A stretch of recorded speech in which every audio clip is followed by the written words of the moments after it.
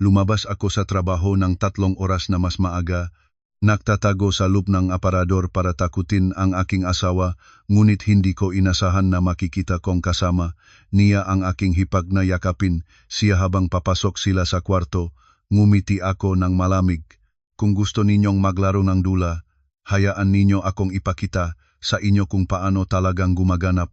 May biro na tila walang saysay ngunit sa katotohanan ay nagbubunyag ng pinakamapait na katotohanan sa buhay. At ako, isang babaeng halos kalahati na ang buhay ko ang lumipas, hindi ko inisip na dahil sa isang sandaling kabataan-kabaang kapritso, makikita ko ang tunay na mukhang lalaking minahal ko sa loob ng 5 taon.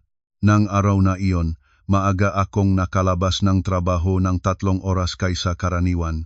Biglang nawalan ng kuryente sa opisina kaya lahat ng empleyado ay pinauwi na. Nang lumabas ako sa pintuan, may kakaibang kagaanan sa aking dibdib. Matagal na akong wala sa ganitong kalayaan sa hapon. Naisip ko bigla bakit hindi ko sorpresahin si Miguel ngayon. Sa daan pauwi, tumigil muna ako sa palengke sa Marikina at bumili nga paboritong kare-kare ni Miguel. Maingat pa akong pumili nga gulay at karne. Naisip ko na magluluto nga espesyal na hapunan para sa amin dalawa. Sa isipan ko, simple lang ang mag-imahe, magugulat siya, matatawa, baka yumakap pa sa akin tulad noong bagong kasal pa kami. Ngunit hindi ko inakala ang mangyayari. Pagdating ko sa bahay, natuklasan kong hindi nakasusi ang pintuan. Pumasok ako, tahimik ang lahat. Akala ko wala pa si Miguel, wala rin si Aling Karing, ang aking biyanan. Biglang kumislap ang isang naisip sa aking utak, nakakatawa. Parang bata gusto kong magtago at takutin si Miguel pagdating niya. Tulad noong bagong kasal pa kami, nang laro ko iyon at halos mahulog ang kanyang telepono sa pagkagulat. Natawa pa nga ako habang tahimik na pumasok sa kwarto. Binuksan ko ang malaking aparador at pumasok sa loob. Masikip amoy damit ang loob, ngunit nararamdaman ko ang katuwaan. Sasabihin ko sa sarili ko, sandali lang, malapit na sigurong dumating si Miguel. Ngunit hindi lang si Miguel ang pumasok sa kwartong iyon. Hindi pa ako nakakaayos ng hininga sa loob ng aparador nang marinig ko ang bukas ng pangunahing pintuan. Sunod na ito ay ang tunog ng hakbang at ang isang tunog na hindi ko mapagkamalan, ang tatak-tatak ng mataas na takong na malinaw na maririnig sa katahimikan ng bahay. Zumiksik ang aking puso. Isang pakiramdam ng kapahamakan ang dahan-dahang pumasok sa aking dibdib. Nagingat akong huminga, inilapat ang aking katawan sa dingding ng aparador. Hindi nagalaw. Bumukas ang pintuan ng kwarto at narinig ko ang boses ng isang babaeng hindi ko estranyo, si Charla Reyes, ang aking hipag. Hindi pa ako nakakaintindi ng nangyayari nang marinig ko ang mahakbang na papalapit sa kama. At pagkatapos ay isang eksena na kahit ngayon, habang naisip, tila nababaog ang aking puso. Pumasok si Daniel Cruz, ang aking asawa, kasama si Charla. Walang espasyo sa pagitan nila, hindi sila kumikilala bilang bayaw at hipag tulad ng ginagawa nila sa harap ko, kundi niyayakap ang isa't isa. Isang yapos na napakasahusay, napakapamilyar, walang kahit anong hiya. Nakatayo ako sa loob ng aparador, tila nag-freeze ang buong katawan ko. Naging makulay ang aking tainga, ngunit ang bawat salita nila ay malinaw pa ring nakakalusot sa akin, malamig at matalim. Inilapat ni Charla ang kanyang ulo sa balikat ni Daniel, mahinahon ang boses ngunit malinaw ang bawat salita. Makikinahon ako kay Jason, nakakasikip. Kasama ka lang talaga ang pakiramdam ko na humihinga. Hindi na iyon ang boses ng mahihinang hipag na inisip ko. Malambot iyon, nagaway, at pamilyar sa paraang nagpapangalumata sa akin. Hindi itinulak ni Daniel ang babay. Sa halip, inaabot niya ang kanyang kamay at hinahaplos ang buhok ni Carla. Binaba ang kanyang boses habang hinahawi ito. Sinabi ko na, hayaan mo akong mag-alala, huwag mag-isip ng labis. Hayaan mo akong mag-alala. Isang pangungusap na noong maaraw na iyon ay maraming beses niyang sinabi sa akin, ngunit ngayon ginagamit niya ito para sabihin sa kanyang hipag.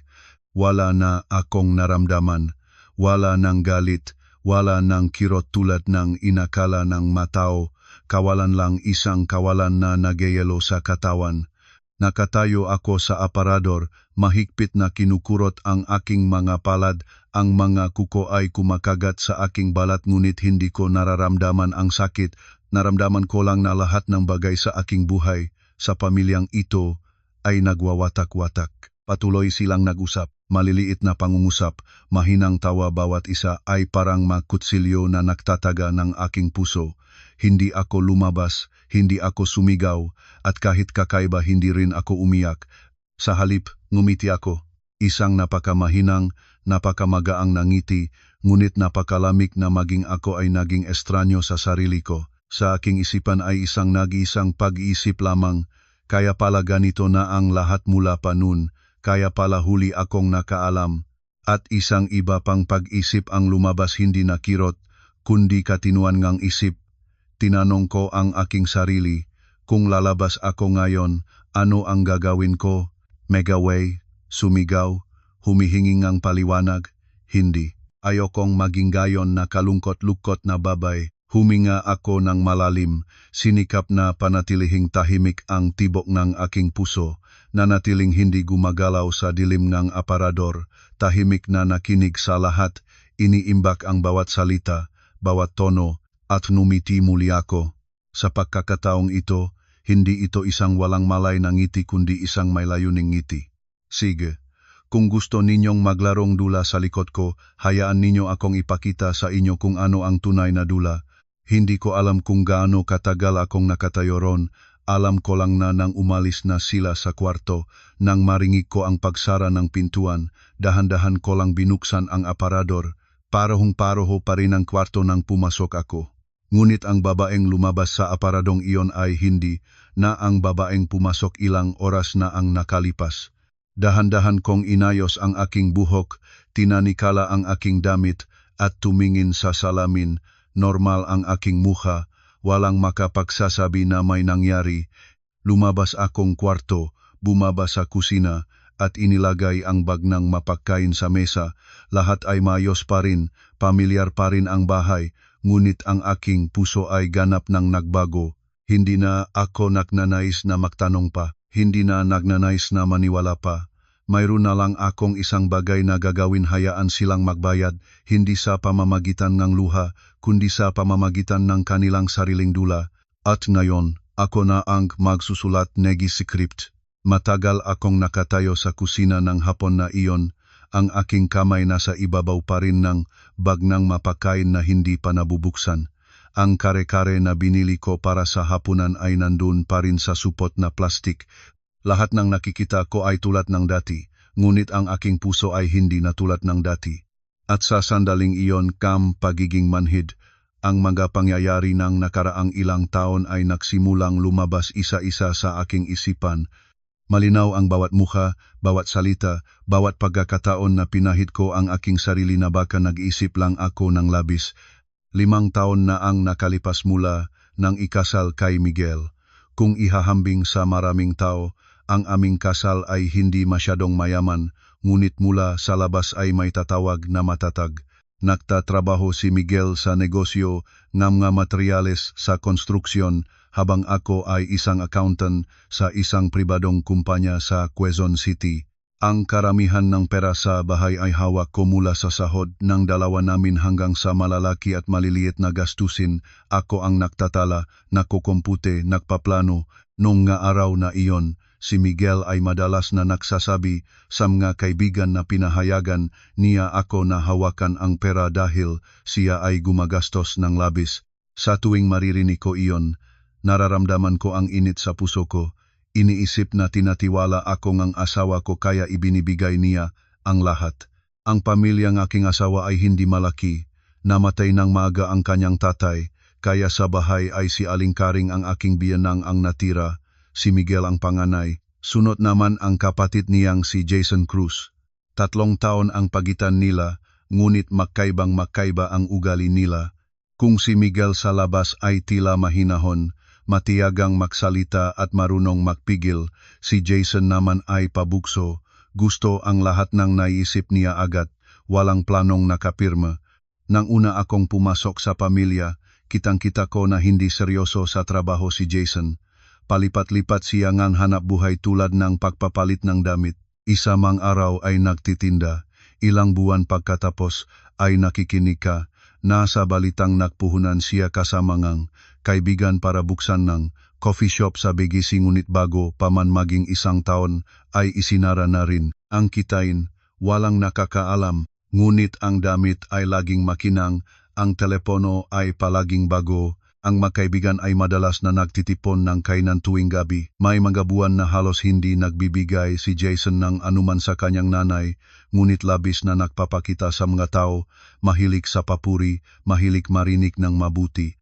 Si Aling Kering ay hayagang nagmamahal sa bunso niyang anak. Madalas niyang sinasabi, malas lang si Jason ngayon, hindi pa ang panahon niya, ngunit isa siya sa pinakamatinong bata ko. Narinig ko ito ng maraming beses hanggang sanay na ako. Sa bahay na ito, kahit anong gawin ni Jason tama o mali palaging may dahilan para ipagtanggol siya. Nung una ay nainip lang ako ngunit hindi ako nag-isip ng malalim. Maya-maya ay naunawaan ko na ang pagmamahal na iyon na walang kondisyon ay siyang pumilipit ng buong bahay. Mga isang taon pagkatapos ng aming kasal, dinala ni Jason si Carla para makilala ang pamilya. Mukhang bata pa si Carla noon, maputing balat, maliliit na muka, mahinahon ang pagsasalita, laging yumuyukod sa lahat. Nagtatrabaho siya sa isang beauty store at ang kanyang pamilya ay hindi maunlad. Kaya nang una siyang dumating, ang pagtingin ngang lahat ay ang babaeng ito ay simple at madaling makisamahan. Ganon din ang pag-isip ko noon. Nawa pa nga ako sa kanya dahil sa pag-asawa kay Jason.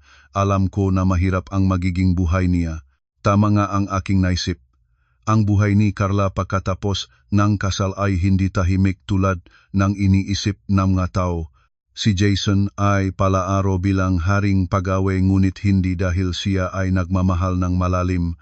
Ang uri niyang pagseselos ay tulad ng pagturing sa asawa bilang kanyang pag-aari. Mahilig siyang kontrolin, magpakitang kapangyarihan, at ipilit ang kanyang kagustuhan sa lahat. Ang telepono ni Carla ay maaring kunin ni Jason at suriin anumang oras. Ang mensahe sa mga kaibigan at katrabaho, lalaki o babae, ay lahat niyang binabasa. Isang araw habang kumakain, dahil lamang nakitang ngumiti, si Carla habang nagtetext sa isa agad kinuha ni Jason ang telepono, ibinato sa mesa, at bulong-bulong na nagsabi, "Sino ang kinatatawanan mo? May asawa ka na, nagkukuwa-kuwa ka ba?" Doon ay yumuko lang si Carla, dahan-dahang nagpaliwanag na kakausapin lang niya ang kasamahan niya sa trabaho, ngunit si Jason ay hindi nagnanais na makinig. Habang nakpapaliwanag, lalong tumataas ang kanyang tinig. Si Aling Kering na naroroon ay hindi man lang sinaway ang kanyang anak, sa halip ay naginhinga siya ng malalim at nagsabi, "Ang babae kapag may asawa na, dapat marunong magpigil, huwag hayaang mag-init ang ulo niya." Narinig ko ang pangungusap na iyon at naramdaman kong may nagpigil sa lalamunan ko, ngunit dahil ito ay bagayng kasal ngang hipag ko, hindi ako makikialam ng labis. May isang pagkakataon na lumampas pa ang lahat. Nang araw na iyon, maingat na nakabalik si Carla mula sa trabaho 15 minuto lang ang huli dahil may stock count sa dulo ng buwan. Pagdating niya sa bakuran, hindi pa niya nailalagay ang bisikleta nang lumabas na si Jason mula sa loob ng bahay at pinalo siya sa harap ng lahat. Nahulog pa ang kanyang helmet at nakmumura. Humiyaw si Carla. Nagsalita habang nanginginig na ang mismong trabaho niya ang nakpanatili sa kanya ng matagal. Ngunit hindi naniwala si Jason. Agad nilang kinuha ang kanyang telepono at ibinato sa sahig na basag-basag.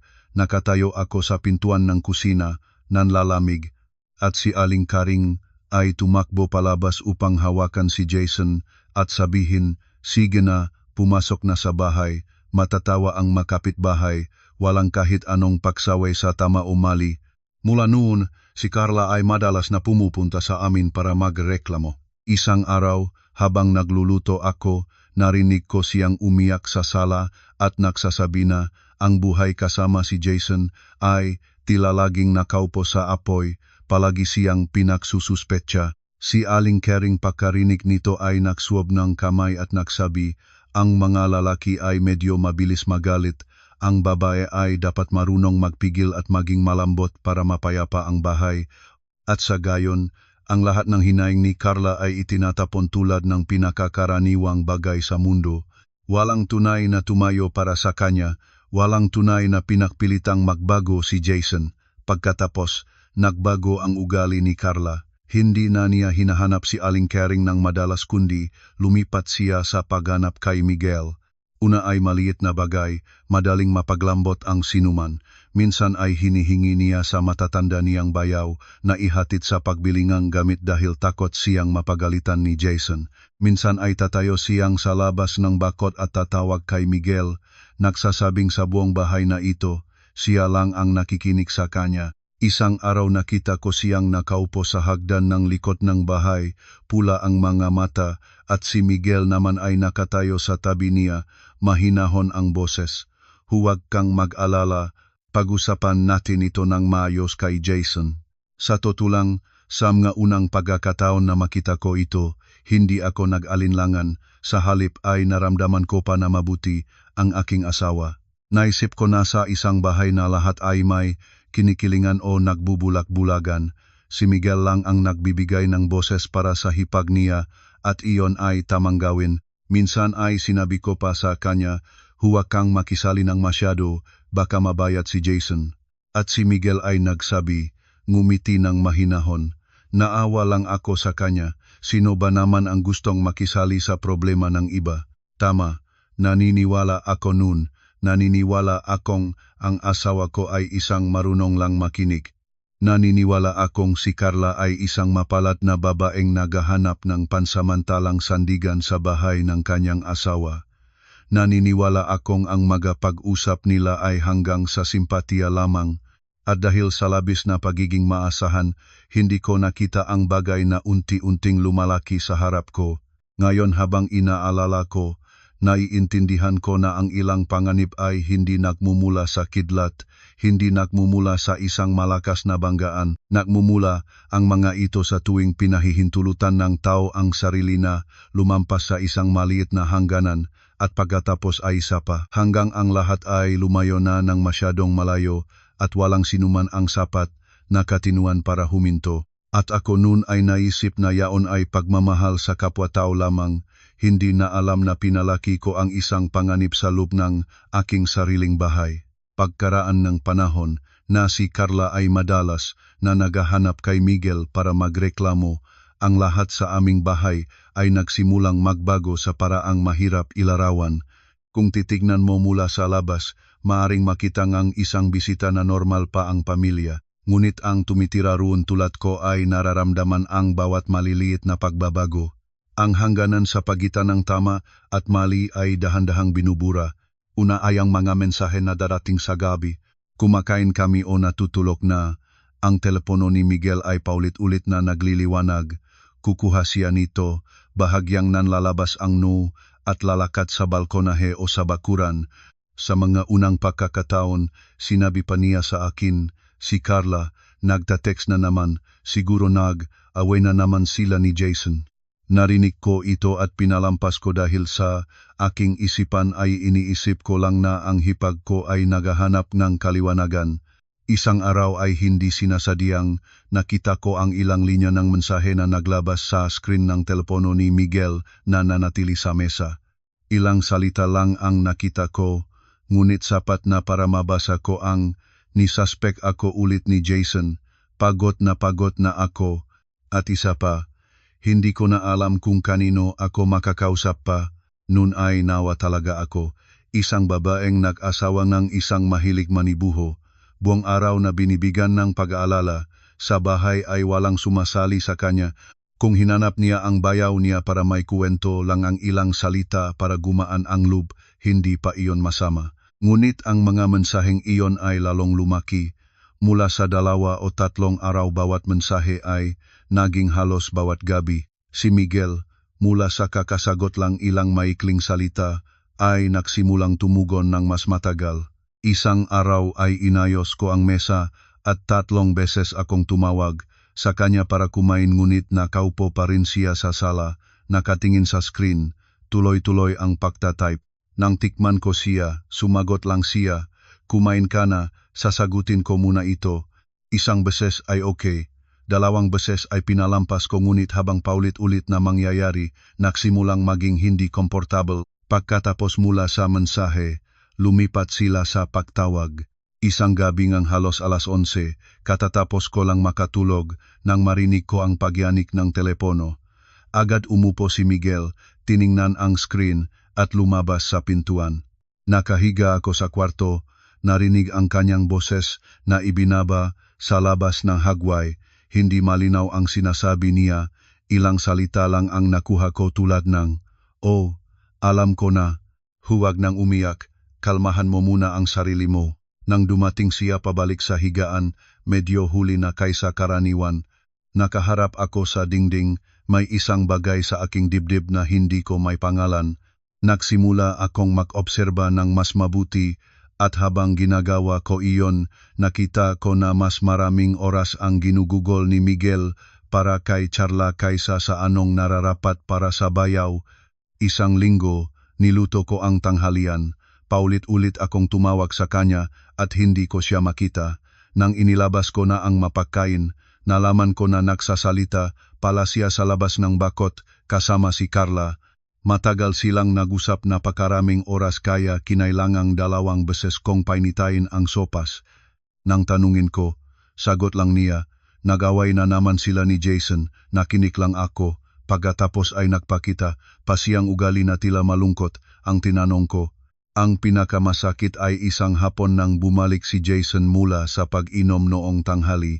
Nagpasok si Charla sa aming bahay, ang mamata ay pula at ang buhok ay gulo. Naupo siya at nagsimulang umiyak. Ako ay napipiling nga gulay sa kusina nang marinig ko ang ingay. Lumabas ako at nakita si Miguel na nakaupo na sa tabi ni Carla. Hindi ko alam kung kailan pa siya dumating. Nakukuwento si Charla na sinuri ni Jason ang kanyang bag. Binasa ang telepono niya at pinagalitan siya. Habang nagsasalita, lalong lumalabas si Charla palapit kay Miguel. Ang kanyang boses ay malambot na. Ang kanyang kamay ay paulit-ulit na. Nagpupunas ng luha, nakatayo ako at nanonood at naramdaman ko ang isang bagay na hindi magandang pakiramdam, hindi dahil sa isang hipag na umiyak sa aming bahay, kundi dahil sa paraan ng pag-uupo ni Carla, masyadong malapit sa aking asawa, malapit hanggang sa halos makadiit ang kanilang tuhod. Si Miguel naman ay hindi naramdamang may mali, nagbuhos pa siyang tubig, nagbigay ng tissue, iniabot ng personal. Nang banggit ko ng mahinahon isang salita lamang, nagsabing mas magandang magupo ang hipag ko nang may ilang espasyo para sa pagitan nila, agad siyang nag-agalit. Ang kanyang boses ay malamig at nakakainis sa paraan na nag-shock sa akin. Hindi mo ba nakikitang nahihirapan siya? Paano kang tinatawag na ate kung hindi ka marunong makiramdam? Tulad ng baso ng malamig na tubig na itinawid sa aking mukha ang pangungusap na iyon. Nakatayo ako ng ilang segundo, ulila at nalulungkot. Kailan ba naging pagsalita kong isang simpleng pangungusap ang naging kapangitan sa kanya? Bago pa ako makasagot, pumasok na si Aling Karing mula sa labas. Nang marinig niya ang simula ng nangyari ay agad siyang kumampi nang hindi pa natatanggap ang buong kuwento. Sinabi niya, sino pa bang tatawagan ni Carla kung hindi ang bayaw niya? Masama ang pag-iisip mo. Sa loob ng isang hapon, ako isang asawa na nababahala, sa aking asawa ay naging ang masamang tao. Si Charla isang babaeng ang pag-ugali ay lalong lumampas ay naging kawawa-awang biktima na kailangang protektahan. Nakaupo si Carla doon, pula pang mamata, pinagsasaluhan akong tingin na tila marupok ngunit tila may hamon. Kung hindi ako ang nakatayo sa gitna ng bahay, baka ako rin ay naniwala na siya ay tunay na walang kasalanan. Mula ng araw na iyon, nagsimula akong maramdamang nag-isa sa aking sariling bahay. Sa bawat pagpasok ni Carla, nagbabago ang simbuyo. Kung bahagya akong ngumuso o tumahaong matagal, ilang pangungusap na may tinitiyak na ibig sabihin ay bibitiwan na ni Aling Karing tulad ng nagpapahiwatig na pinipilit ko ang hipag ko. Si Miguel naman ay lalong naubos ang pasensya sa akin.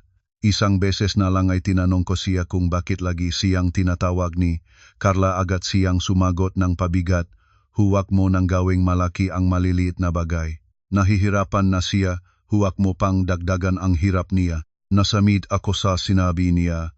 Maliwanag na hindi si Carla ang nag-isang nasa kagipitan. Ako rin ay asawa niya, nakatira rin sa bahay na ito.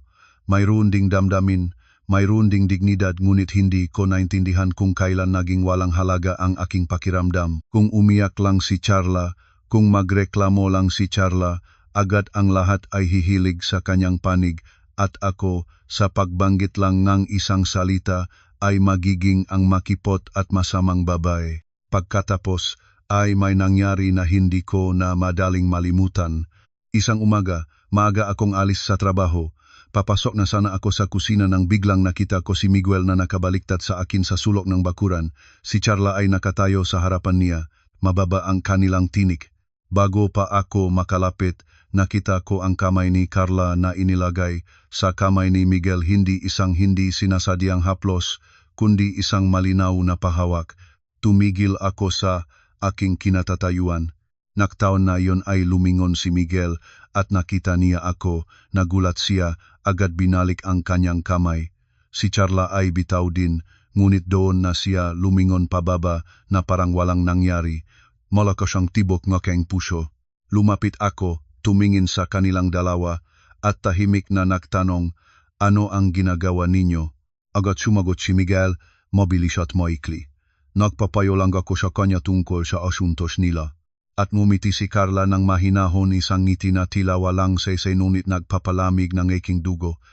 Bulong-bulong niyang sinabi, huwag kang mag-isip ng masama, ate, para lang bayaw ang tingin ko kay Daniel. Isang pangungusap na sa ibang oras ay tila makatuwiran, ngunit hindi ko maintindihan kung bakit nang marinig ko ito ay naramdaman kong lumamig ang aking likod. Dahil anong uri ngang sandigan ang humahawa ang kamay, anong uri ngang sandigan ang naghahanap sa gabi, nagte-text ng paulit-ulit at pinipilit ang aking asawa na iwan ang pagkain para sa kanya. Gusto kong magtanong ng tuwiran ngunit nilunok ko pa rin ang aking sarili. Tumingin ako kay Miguel, lumayo ang kanyang tingin. Tumingin ako kay Carla, yumuko siya. Ang mukha ay kasing hinahon ng dati. At tulad ng maraming beses na, sinabi ko ulit sa sarili ko, baka hindi pa lumampas ang lahat sa hangganan, baka nag-iisip lang ako ng labis. Ngunit kahit gaano ko papilit na patahimikin ang aking sarili, hindi ko mapahinga ang isang bagay. Mula ng araw na iyon, totoong nagbago na ang aking loob. Umasang lumipas ang pagkabahala sa aking puso, ng sarili lang na sana ay unti-unti itong mapapanatag. Ngunit hindi ganun ang mga bagay. Ang ilang bagay, kapag minsan na lumampas sa unang hangganan, ay hindi na titigil, patuloy na lulusot ng kaunti at kaunti pa, hanggang ang nanonot ay hindi na makita kung nasaan na ang hangganan. Pagkaraan ng panahon na nakita ko si Charla na humawak ng kamay ni Miguel sa sulok ng bakuran, lalong sumama ang pakiramdam sa bahay. Tila lalong nawala ang kontrol ni Jason. Hindi na lang sinusuri ang telepono ng asawa niya kundi nagsimula ring subaybayan si Carla tulad ng isang nakasala. Isang araw habang dumaraan sa salang kanilang bahay, nakita ko sa sulok ng dingding ang isang maliit na kamera. Inisip ko na para ito sa seguridad ng bahay, ngunit kalaunan ay natuklasan ko na inilagay ito ni Jason para mapanood si Carla kung saan siya pumunta, kung ano ang ginagawa niya, kung may kakausapin siya habang nasa bahay. Mula noon, mas may dahilan si Charla para tumakbo sa amin. Minsan ay nagsasabing masikip ang kapaligiran sa kanila, na kahit huminga siya ay natatakot siyang mapagtabuyan. Minsan ay nagsasabing nanood si Jason sa kamera at pinaaway na naman siya. Hindi na siya makatagal kaya pumupunta siya dito para makaupo sandali. Sa simula, si Aling Karing ay nagsasabi rin ng ilang salita tulad ng, "Siga, mag-usap kayo bilang mag-asawa, huwag kayong palipat-lipat." Ngunit sinasabi niya ito at pinapalayo pa rin si Charla sa kanyang bahay. At si Miguel naman ay lagi na handa, "Hayaan mo, nandito lang kami," para maging payapa ang ulo niya. Unti-unti, ang presensya ni Charla sa aming bahay ay naging normal na, at kapag ang isang bagay ay naging normal na, mas madaling balewalain ng matao ang hindi normal na mga bagay. Isang gabi, pagkatapos niluto nga hapunan, lumabas ako sa sala at nakita si Carla na nakaupo roon, nakayakap sa unan, malungkot ang mukha. Si Miguel ay nakaupo sa tabi niya, nakahilik papunta sa kanya, mahinahon ang tanong, pumasok ako, walang nagulat, walang naramdamang kailangan pang ayusin ang anumang bagay. Ang kadakilaan ng naturalidad na iyon ang pinaka nakakainis sa akin. Pagkatapos ng isang araw sa harap ko, si Charla ay nagsimulang magpakitang labis na kaginhawaan na wala na siyang minimum na delikadeza. Lahat kami ay nakaupo pagkatapos ng hapunan para manood ng TV. Lumabas ako mula sa kusina at nakita si Carla na nakaupo ng sobrang lapit kay Miguel, halos walang gagwat sa pagitan nila. Nang may nakakatakot na eksena sa screen, humilik pa si Charla sa balikat ni Miguel tulad ng isang nakasanayan ng galaw. Hindi tumabi si Miguel, ngumiti lang siya ng kaunti at nagsabi, "Saan doon, wala namang katakot-takot." Naninigas ang buong katawan ko, nakatayo ako ron ng ilang segundo, hindi makapaniwala sa nakikita ko. Kung wala rin akong naroon, gaano pa kaya sila magiging natural? Inilagay ko ang baso ng medyo malakas sa mesa. Ang tunog ay nagpagising sa kanilang dalawa. Umayos si Carla sa pagupo, ngunit walang kahiya-hiyang ekspresyon sa kanyang mukha. Tumingin naman sa akin si Miguel, ang kanyang mata ay saglit na nagpahiwatig ng pagkaasar na parabang ako ang sumira sa simbuyo, hindi sila. Sinikap kong panatilihing kalmado ang aking boses. Sinabi ko sa Carla, "Umupo kang maayos." Hindi ako sumigaw, hindi nagalit, lalo nang hindi nagsalita ng masama. Iyon ay napakalaking pagtitimpi na sa akin. Ngunit si Charla ay nagpalaki nga mga mata at dahan-dahang sumagot, "Masyadong may pressure na sa buhay ko, huwag mo pang dagdagan." Halos bumulaglag na ako sa tawa. Siya ang humihilik sa aking asawa, nakaupo ng dikit sa harap ko ngunit ako ang nagdadagdag ng pressure sa kanya. Bago pa ako makasagot, nagsalita na si Miguel ng tapat sa akin, "Lumampas ka na." Irap na siya, "Dagdag mo pa ang pressure." Ang boses niya ay hindi malakas ngunit sapat ang lamiging mag-freeze sa akin. Tumingin ako sa kanya, tila narinig kong mali. Hindi ako ang nakaupo ng sapat sa hipag ko. Hindi ako ang hayaang humihilig ang hipag ko sa aking balikat. Ngunit sa isang salita lamang, naging tagapangilusap na pala akong ibang tao. Sa bahay na ito, kailan ba kaya ang tama at mali ay naging ganon nakabaliktad? Narinig naman ni Aling Kering ang ingay at lumabas mula sa kusina. Hindi pa siya nakakaalam ng buong kwento ay nagsalita na agad. "Nakikita ko na mas mapagtiis si Carla kaysa sa iyo. Nagtiis na siya sa maraming bagay. Ano pa ba ang gusto mo?" Ang pangungusap na iyon ay katulad ng isang matamis ngunit masakit na pahiwatig. Nakatayo ako sa gitnang sala, sa harap ko ang aking asawa, sa tabi ko ang biyanang, sa harapan ko ang hipag ko, at biglang naramdaman kong nag-isa tulad ng isang estranyo. Kailanman ay hindi ko nararamdamang gano'n na lumala ang pagiging nakukupkop ko sa loob ng aking sariling tahanan. Mula ng araw na iyon, lalong sumama ang lakas ng loob ni Carla. Hindi na siya may pag-ingat sa mga pagkakataong pumunta siya. Sa tuwing darating siya, diretso siyang upo sa tabi ni Miguel, nagsasalita ng kanyang mahinaing sa isang lalaki na parating may pasensya para sa kanya. At si Miguel, hindi ko alam mula kailan ay hindi na bayaw ang nagbibigay ng simpatiya. Nagsimula na siyang tumayo sa panig ni Carla, pagkatapos ay dumating ang bagay na pinakasinasalang ko. Isang gabi mga 9:00, biglang may tumatak sa gate. Pumasok si Jason, lasing na lasing, pula ang mamata. Sa nakita niyang si Carla ay nasa sala, lumapit siya at hinila ang asawa niya. Si Charla ay umiyak at sumigaw sa sakit. Agad na lumapit si Miguel, pinigilan si Jason at buo ang boses. "Ano ang ginagawa mo? Kung may gusto kang sabihin, sabihin mo ng maayos." Itinulak ni Jason ang kamay ni kapatid niya, itinuro ang mukha ni Carla at nagmura ng walang tigil. "Dito ka nakukuwento o naktata ako? Akala mo ba tangha ako?" Nanlalamig ang aking laikot sa pagdinig ng pangungusap na iyon, hindi dahil sa bastos ito, kundi dahil sa unang pagkakataon, ang bagay na sa aking sarili ko lamang pinagninilay-nilayan ay biglang binikas ng ibang tao sa labas. Sa sandaling iyon, Maliwanag ko na nakitang nagtimyas ang mukha ni Miguel habang si Charla ay agad nagpatong ng kamay sa mukha at nagsimulang umiyak ng malakas. Pagaraan ng mahabang sigawan, naikuha ni Jason si Carla at umuwi, ngunit hindi natatapos ang kwento roon. Kinabukasan, bumalik si Carla na mas kawawa ang hitsura, may pasa sa kanyang pulso, maga ang mga mata, paos ang boses. Umupo siya sa harap ni Miguel at umiyak na kukuwento na kagabi ay pinalo siya ng asawa, iniakusa ng hindi toto, pinalakat bilang isang babae na wala raw halaga. Habang nagsasalita, tinitingnan niya si Miguel tulad ng isang nakahanap ng kaligtasan sa tanging taong makapagliligtas sa kanya. Nakaupo ako sa tabi ngunit parang hindi ako naroon, dahil ang tingin ni Miguel sa Carla noon ay ganap ng iba. Hindi na ito ang tingin ng isang taong naawa, hindi na ang munting paglambot ng isang lalaking nagtatanggol sa mahina. Iyon ay isang bagay na mas malalim, mas mabigat, mas mapanganib ang uri ng damdamin na kung tumingin ka ay maunawaan mo na nang wala pang ang dahilan na ang hangganan ay nawala na. At sa sandaling iyon, nagsimula akong maunawaan ang isang bagay na ayoko sana pang unawain. Ang habag kung maling lugar ang paglagay, kung pinalaban ng lampas sa dapat, kung pinalaganap ng isa at sinasamantala ng isa pa ay madaling maging pinakamagandang dahilan para sa isang pagtataksil. Pagaraan ng gabing nakita ko ang tingin ni Miguel para kay Charla, ang nararamdaman ko sa dibdib ay hindi na ang malabong pagkabahala tulad ng dati.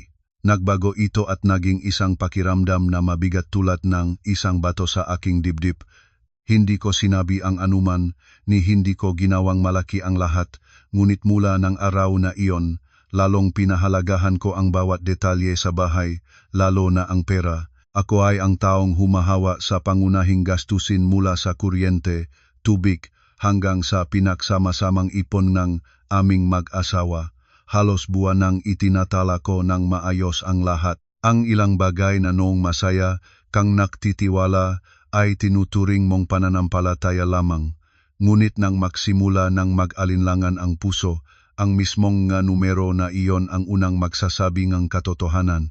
Isang araw sa dulo ng buwan, ayon sa gawi ko, inupo ko ang aking sarili at suriin ang magagastusin ng pamilya. Sa simula ay gawi lang. Ngunit nang binuksan ko ang banking app, biglang huminto ang aking hininga.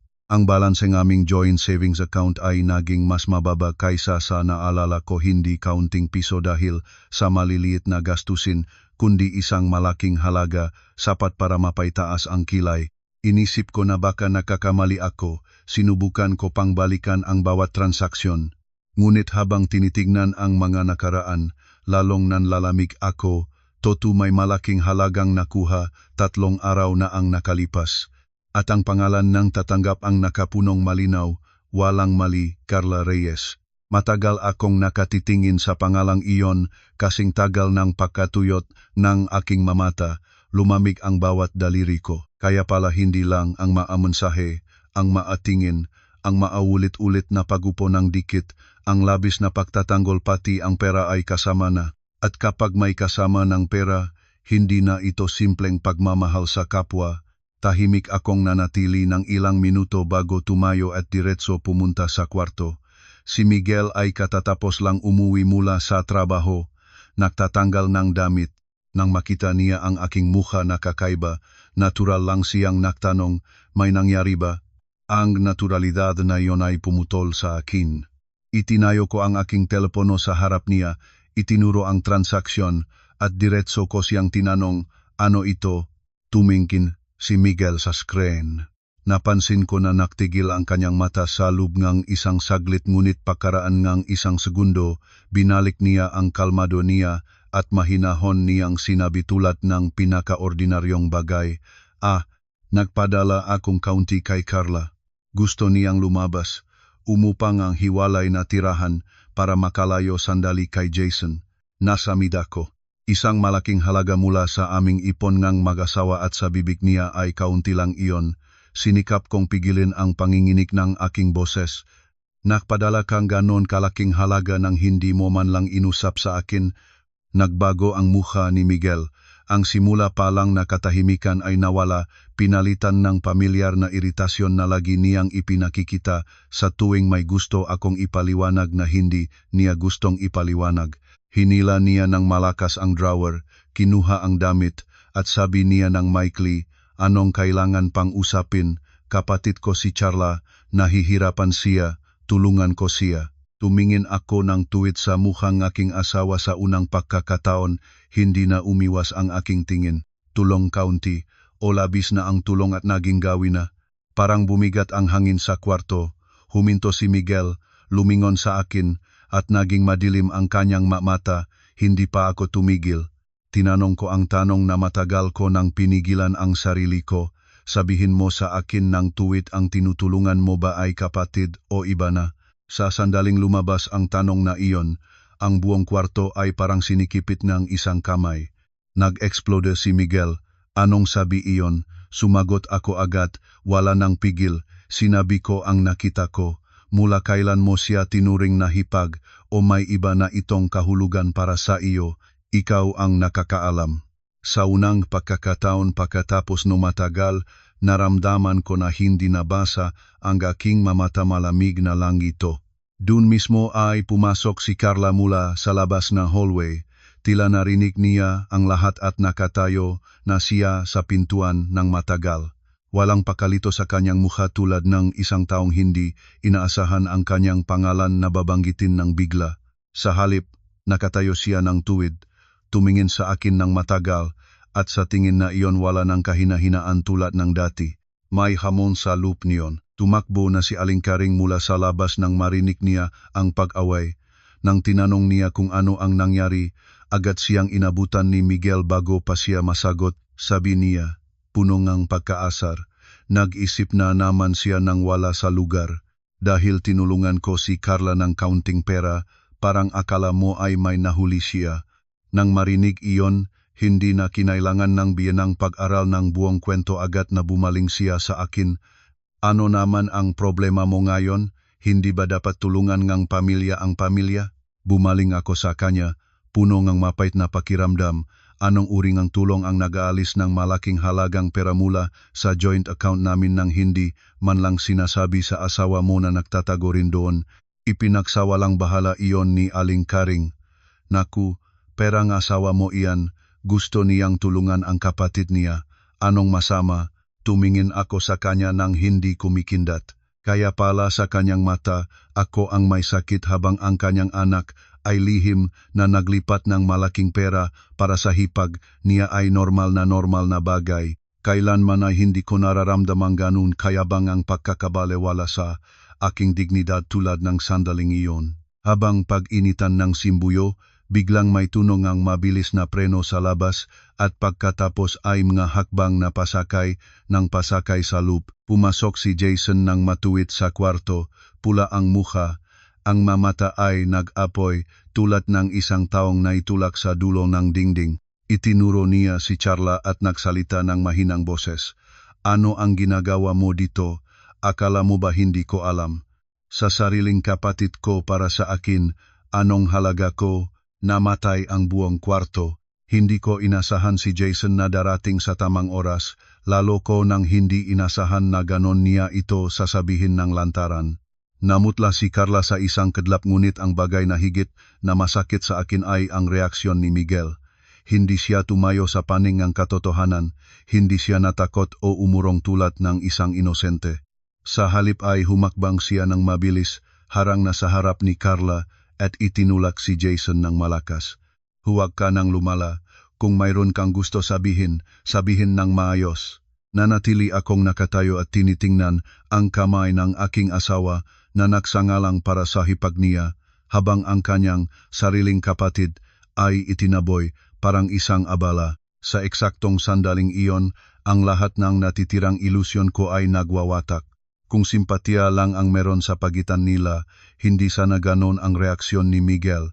Kung malinis ang kanyang konsyensya, hindi sana piniling protektahan si Carla ng higit pa, at kung lahat ito ay hindi pagkakaunawaan, hindi sana ako nakatayo sa gitna ng kwartong iyon na pakiramdam ko ay sobra-sobra na sa sariling kasal ko. Ang pag-awe pagkatapos nito ay gulo ang buong bahay.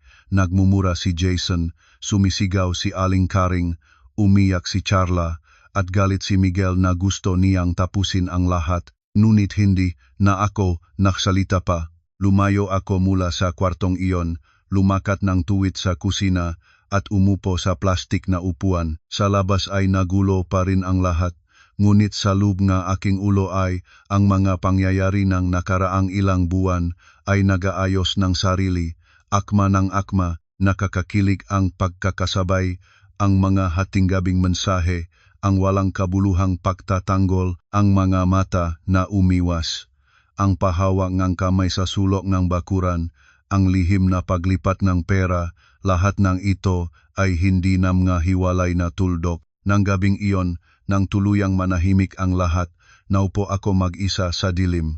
Hindi ako umiyak, ni hindi na rin ako naramdamang masaktan sa paraan ng isang babaeng unang beses nagtataksilan. Ang isip ko lamang ay lalo pang naging malinaw kaysa kailanman. Hindi na ako nag-aalangan. Ang tanging bagay na kulang ko pa ay patunay. At kung papayagan na akong tadhana na makarating sa puntong ito, ang natitirang bahagi ay kukuhanin ko ng sarili ko.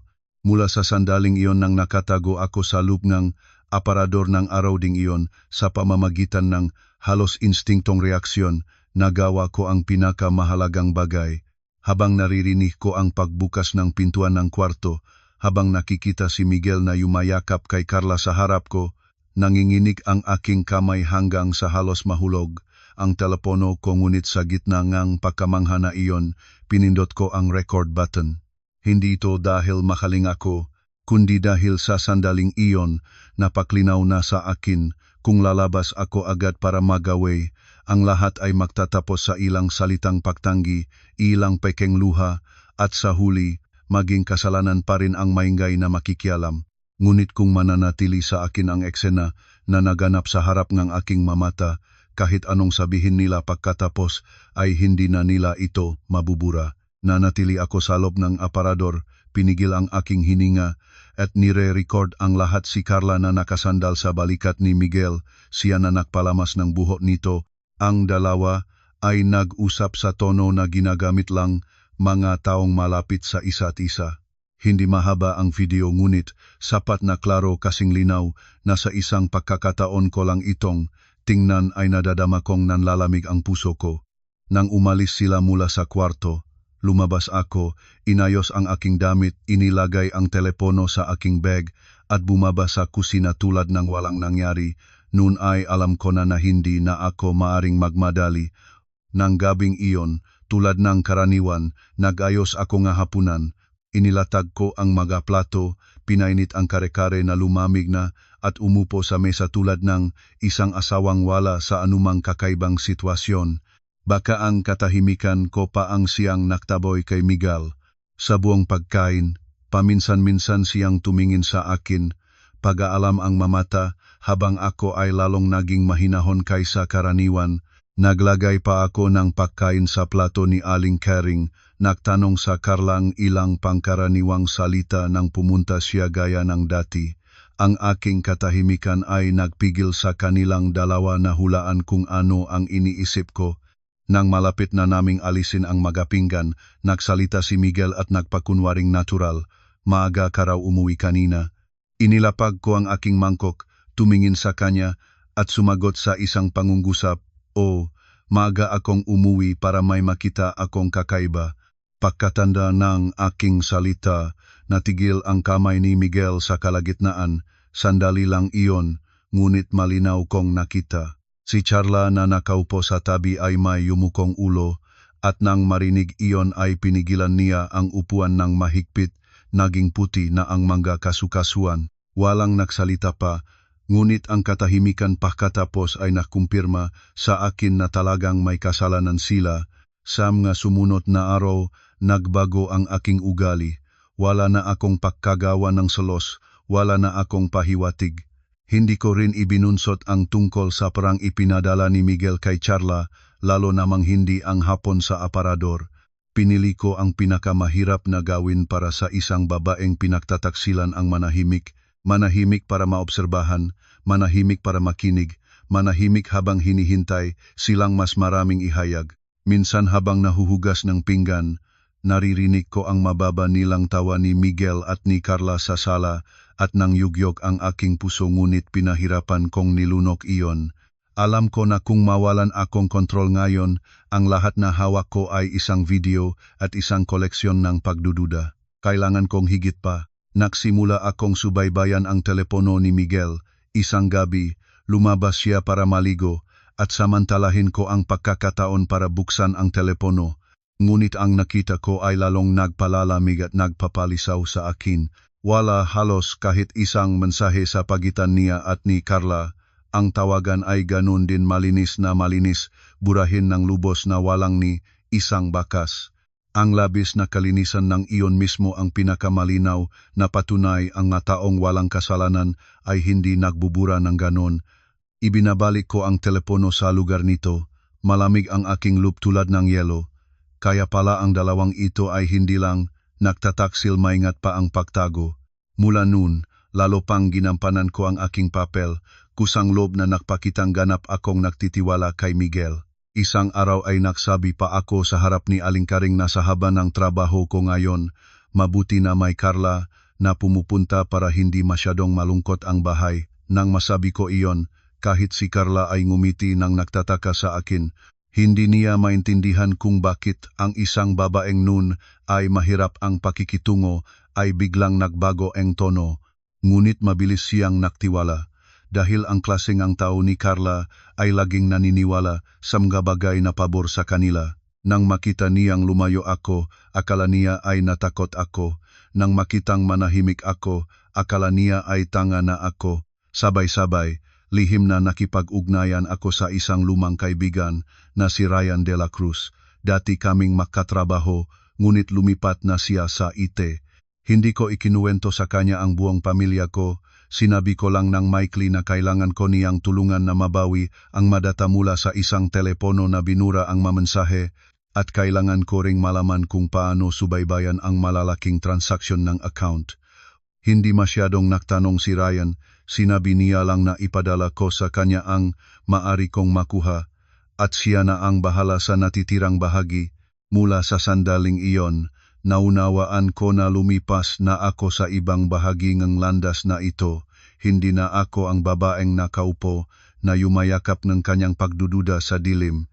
Hindi na rin ako ang nakatayo sa gitna ng usina habang hinahayaan ng mga tao na lapastanganin ang aking dignidad. Maaring iniisip ni Miguel at ni Carla na tinatangay nila ako sa kanilang dula, ngunit hindi mula ngayon, ako na ang magsusulat ng bawat eksena. 2 araw pagkatapos, tumawag si Ryan sa akin. Ibinaba niya ang kanyang boses mula pa sa simula, parang nahulaan na rin niya na hindi ito simpleng usapin. Sinabi ko, ang data sa telepono ni Miguel ay lubos na binura ngunit hindi ito nangangahulugang hindi na mahahanap. Mayroon pang ilang parte nga mensahe na mababawi mula sa cache memory at backup sync. Nakatayo ako sa labas ng balkonaheng opisina, hawak ang telepono at kasing puting-puti na nga dulo nga aking nadaliri. Nang ipadala ni Ryan ang file, hindi ko agad binuksan. Nakatayo akong matagal bago ko nakarahang pinindot ito. Ang maunang linya na lumabas sa screen ay sapat na para mapigilan ang aking lalamunan. Hindi na ito ang mga salitang pampalubak-lob na noong una ay tinatanggi ko ang katotohanan. Ito na ang wika ng mga taong matagal nang lumampas sa hangganan. May bahagi kung saan nagsabi si Carla, "Huwag mo akong iwan, nagtitis lang ako kay Jason dahil sa iyo." Isang maikli lang na pangungusap iyon, ngunit tulad ng isang martilyo na direktang bumaba sa aking ulo, kaya pala ang papel na ginampanan ng kawawa-awang hipag ay hindi bagong-bagong sinimulan. Matagal na itong umiiral para mangahas, si Carla na magsabi nga noon matagal nang umiiral para maniwala ang aking asawa na siya ay may karapatang humingi. Nagpatuloy akong magbasa habang bumababa, lalong nanlalamig, mga basag na mensahe. hindi makakasabay ngunit sapat para ipakita na ang pagitan nila ay hindi lang tungkol sa mga lihim na pagtatagpuan, kundi isang relasyong matagal na nagpapatuloy. Nagtatakda sila ng maayos at pamilyar na nag-usap sa tono na hindi isipin ng ibang tao na bayaw at hipag. May bahagi kung saan sinabi ni Miguel, manatiling kalmado, ayusin ko ang lahat, at sumagot si Carla, nangako ka na, huwag mo akong hayaang maghintay ng walang kabuluhan. Habang binabasa ko, mas naiintindihan ko kung gaano kalalim ang pagkatanggay sa akin. Ngunit hindi pa doon natatapos. Nang ipadala ni Ryan ang kumpletong talangang transaksyon na tinulungan niya akong suriin mula sa telepono at mga lumang bank notification na tinuan ko na mas marumi pa pala ito kaysa sa iniisip ko. Hindi lang ang isang malaking halaga na natuklasan ko noong araw na iyon sa loob na halos 6 na buwan. Maraming beses na nakpadala ng pera si Miguel kay Carla. Ilan ay 1,000, ilan ay 10,000, minsang makadiit lang ilang araw ang pagitan. Bawat isa ay may nakasulat na napakamalabong dahilan tulad ng pagbiling gamit, urgent, advance, padala tulong. Ngunit sa gitna ngang lahat ng transaksyong iyon ay may isang nakasulat na nagpahinto sa akin ng matagal, joint investment. Joint investment sa sino? Sa ano, bakit ang isang lalaking may asawa ay dala ang pinagsama-samang pera ngang mag-asawa para sa isang joint investment kasama ang kanyang hipag ng hindi sinasabi sa kanyang asawa kahit isang salita? Paulit-ulit ang tanong na iyon sa aking ulo tulad ng tunong isang relo. Sa sandaling iyon, naunawaan ko ang isang bagay na mas nakakakiling pa kaysa sa pangangalo niya. Sa pagitan nila ay hindi lang damdamin at katawan may pagkalkula. At kapag ang isang marumong relasyon ay nagsimulang makisama sa pera, hindi na ito hihinto sa simpleng pagtataksil pa. Nang gabing iyon pagbabalik ko sa bahay, lalo pang pinahirapan kong gampanan ang aking papel. Hindi ko maaring hayaang makita ni Miguel o ni Carla na mayroon na akong higit pang hawak. Umupo pa ako sa tabi nga asawa ko at nagsabi ng natural na tono. Sa katapusan ng linggo na ito, baka pumunta muna ako sa magulang ko ngang ilang araw. Ang nanay ko ay palaging nagrereklamo ngang sakit sa likod at matagal na rin akong hindi nakadalaw. Nagpatingkat si Miguel ng bahagya nang lumingon siya at tanungin, ilang araw? Sumagot ako ng maikli, siguro 2 o 3 araw. Tumango siya, sinubukang makunwaring walang malasakit, ngunit ang sandaling nagliwanag ang kanyang mamata ay hindi nakalusot sa akin. Nagngumiti ako ng tahimik. Tama, may ilang bagay, basta't bigyan mo silang espasyo, agad silang nagpapakita ng tunay na katangian. Ngunit hindi talaga ako pumunta sa magulang ko. Kinabukasan, lumabas ako tulad ng karaniwan na dala ang bag, ngunit tumawag ako sa aking nanay para ipaalam na kung magtanong si Miguel ay sabihing dumaan ako. Pagkatapos ay pumunta ako sa bakanteng studio ng isang kaibigan sa trabaho, ilang minuto lang mula sa aming bahay. Humingi rin ako ng tulong sa isang kilala ni Ryan na sumundan sa bahay para malaman kung sino ang pumasok o lumabas sa loob ng 2 araw na iyon. Mas mahalaga, bago umalis, nainiwan ko sa sala at sa sulok ng kusina ang 2 maliliit na recording device, sapat ang kalitan para hindi ito mapansin ng sinumang hindi naghahanap. Ang 2 araw na iyon ay parang 2 buwan. Sa umaga ay pumunta ako sa trabaho habang ang aking diwa ay nakabitin sa bahay. Sa gabi ay bumabalik sa bakanteng studio, binubuksan ang telepono para makita ang mga ulat at nakinig sa bawat nai-record na tunog.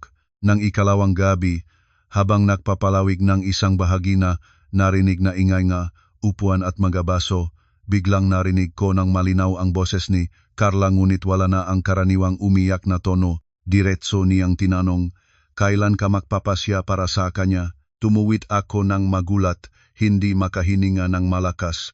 At ang boses ni Miguel ay bumanat na mababang tiyak at nakakakili, kailangan pang maingat. Ang ari-arian ay nakapangalan pa sa kanya. Isang pangungusap lang iyon, ngunit tuminik ang aking tainga at nanginik ang aking kamay. Ang lahat ng mga basag na piraso mula sa nakaraang ilang buwan ay sa wakas ay nagkaisa sa isang kumpletong larawan mas marumi at mas malupit kaysa sa inisip ko. Hindi lang sila nagnanakaw ng pagmamahal sa likod ko. Hindi lang nila ginagamit ang balangkas ng simpatiya para dayain ako. Nagpaplano pa sila, naghihintay ng tamang panahon, naghihintay ng sandaling makuha ang gusto nila mula sa akin. Naupuak ako sa dilim ng kwarto ng matagal, walang luha, walang sumisigaw, at wala na ring sakit na tulad ng isang matalas na kutsilyo na bigla kang sinaksak. Lumipas na ang sakit na iyon. Sa halip ay isang bagay na mas malamig, mas malinaw, at mas matalim ang lumabas. Tiningnan ko ang screen ng telepono na naliwanagan pa rin, paulit-ulit na pinakinggan ang tamang pangungusap na iyon at dahan-dahang pinatayin ito. Sa sandaling iyon, nalaman ko na lumipas na ako sa huling hangganan ng pagiging malambot. Hindi na ako sumasakit, nagsimula na akong lumamig. Ang lamig sa loob ko pagkatapos ng gabing iyon ay hindi nagbungang kawalan tulo kundi ngang mas malinaw na pag-isip. Lubos kong naintindihan, kung ngayon ay direktang hinaharap ko sila, ang lahat ay magtatapos sa pagtanggi ni Miguel, pagiyak ni Carla, at si Aling Karing ay isusumbat sa akin ang kasalanan ng isang babaeng mapaginggit. Mayroon na akong patunay ngunit hindi pa ako handang sumalakay sa puntong ito. Ayokong sila ay yumuko at umamin lang ng kasalanan. Gusto kong sa pamamagitan ng kanilang sariling kasakiman, ng kanilang sariling pagnanasa, ay dahan-dahang lalakad sila sa lugar na wala ng pabalik. Kinabukasan ng umaga, pumunta ako sa trabaho tulad ng karaniwan, ngunit ng hapon ay pagdating ko sa bahay, ay kusang loob na nagsalita kay Miguel ng napakadaling-daling tono, parang wala sa loob ko kahit anong bagyo sa nakaraang maaraw. Sinabi ko, naisip ko na kaya naman, tayo ay mag-asawa, at kung may ari-arian dapat mas malinaw para sa kapakanan ng dalawa. Kung may mangyari man sa atin araw-araw, at ang mga papeles ay isa lang ang pangalan, hindi naman maganda iyon. Bakit hindi na lang nating isipin ang makasamang pangalan para hindi na ito maging problema sa matagal na panahon? Pagkatanda ng aking mga salita, natigil si Miguel sa pag-alis ng relo. Napakabilis ng reaksyon niya, kasing bilis na sa isang kadlap ay naunawaan ko na tama ang aking bitag. Tumingin siya sa akin ng ilang segundo at ngumiti. Ang uri ng ngiti na pinilit na natural ngunit ang kaibuturan ng kanyang mga mata ay malinaw na nagliwanag. Sumagot siya ng halos agad. Naisip ko rin ang ganon sa iyo. Mag-asawa tayo, mas mainam kung may pati akong pangalan sa ilang bagay. Umupo ako sa gilid ng upuan. Sa labas ay pinanatili ang kalmado ngunit sa lubay malamig ang aking tawa. Naisip ko rin iyon isang pangungusap na tila mainit-init ngunit para sa akin sa sandaling iyon ay tulad lang ng isang maskara na kusang bahagyang nahulog. Sa lahat ng pagkakataon bago nito, tuwing binabanggit ang mga papeles ng ari-arian, si Miguel ay laging lumihis o nagsabing mamaya na. Ngayon, sa isang pahiwatig ko lang, agad niyang inagaw ang pagkakataon tulad ng isang nalulunot na kumukuha ng kahoy. Kung walang naunang layunin sa kanyang puso, sino ang magsasaya ng ganun? Hindi doon ako nagtapos. Nagpanggap akong nag-alangan sandali bago ako nagsalita, tulad ng bagay na tunay na pinag-abalahan ko. Sinabi ko, isa pa pala sa trabaho ko ngayon ay may nag-imbita sa akin para sa isang bagong proyekto, at iniisip ko na kung kukuha ng malaking halaga para sa investment, kailangan munang ayusin ang mga papeles bago pa man para hindi na masalimuot pagdating ng panahon. Habang nagsasalita, yumuko ako para ayusin ang gilid ng aking damit, hindi tuwid na nakatingin sa mukha ang asawa ko. Ngunit lubos kong naalam na ang bawat salitang inihahagis ko ay tulad ng patak ng langis sa apoy. Nagtanong si Miguel ng dahan-dahan, malaking halaga makano ba iyon? Sumagot ako ng walang emosyon, medyo malaki rin. Kung gagawin, kailangang hawakan ang inipon namin sa matagal na panahon. Tumango siya, nagkunwaring nag-isip, ngunit bahagyang nangusap na ang kanyang sulok ng labi. Kilala ko ang uri ng katahimikang iyon, hindi ito pag-isip, kundi pagkalkula. Nang gabing iyon, si Miguel ay naging kakaiba sa paraang kung tumingin ang isang hindi nakaalam ay maaring isiping siya ang pinakahalimbawang asawa sa mundo. Pagkatapos kumain, kusang loob siyang nag-ayos ng mapinggan, nagtanong tungkol sa trabaho ko at nagsabi pa, Kung sa palagay mo ay magandang pagkakataon, magtiwala ka, lagi kitang sinusuportahan. Habang nakikinig, mas lalong naramdaman ko ang pagkasuka. Nang gabi, hindi agad natulo. Nakatalikod ako sa panig ni Miguel. Nagpapanggap na normal ang hininga ngunit sa lupngang aking ulo ay naghihintay ako. Pagkaraan ng hating gabi, nanginig ang kanyang telepono. Dahan-dahan siyang bumangon at lumabas sa balkonahe. Hindi ako gumalaw, nanatiling tahimik na nakikinig. Ang boses niya ay napakababa na hindi malinaw ang mga salita, ngunit ang tono nito ay hindi na katulad ng dati sa pagtanggap ng reklamo ng iba. Mabilis iyon, maikli, ang tonong isang taong nausap ng mahalagang bagay. Nang bumalik siya sa kwarto, bagamat pinakaingat na ang mahakbang, naamoy ko pa rin ang amoy ng sigarilyo sa kanyang damit. Si Miguel ay naninigarilyo lang kapag may malaking bagay na iniisip ang kanyang utak. Kinabukasan, lalong pinakalayo ko ang bagay ng bahagya. Sinadya kong umupo sa sala at tumawag sa isang kaibigan na nagtatrabaho sa isang notaryo nagsalita ng medyo malakas na sapat para marinig ngamga nasa kusina at bakuran. Nagsabi akong baka dalaw ako ngayong linggo para sa ilang sample ng Special Power of Attorney at co-ownership documents. Kailangan itong maging maingat para kapag nalagdaan na ay walang legal na problema. Sinabi ko ito at sinadyang bigyang diin ang mga salitang legal na responsibilidad at nalagdaan na sa eksaktong sandaling nakatiyak akong si Carla ay nasa labas ng beranda na nagtutuyuan ng damit. At talagang pagkalipas ng 10 minuto habang dumaan ako sa kusina, nakita ko si Carla na pumasok para hanapin si Aling Kering ngunit ang kanyang mga mata ay paulit-ulit na lumilihis papunta sa sala. Ang kanyang mukha ay wala na ang dating pagpapabaya nito ang uri na may pagkabagabag na pilit itinatago. Nang hapon nang makunwaring pumunta sa palengke, ipinaalam sa akin ng aking tauhan ang isang napahalaga. Si Carla at Miguel ay lihim na nagtagpo sa dulo ng eskinita.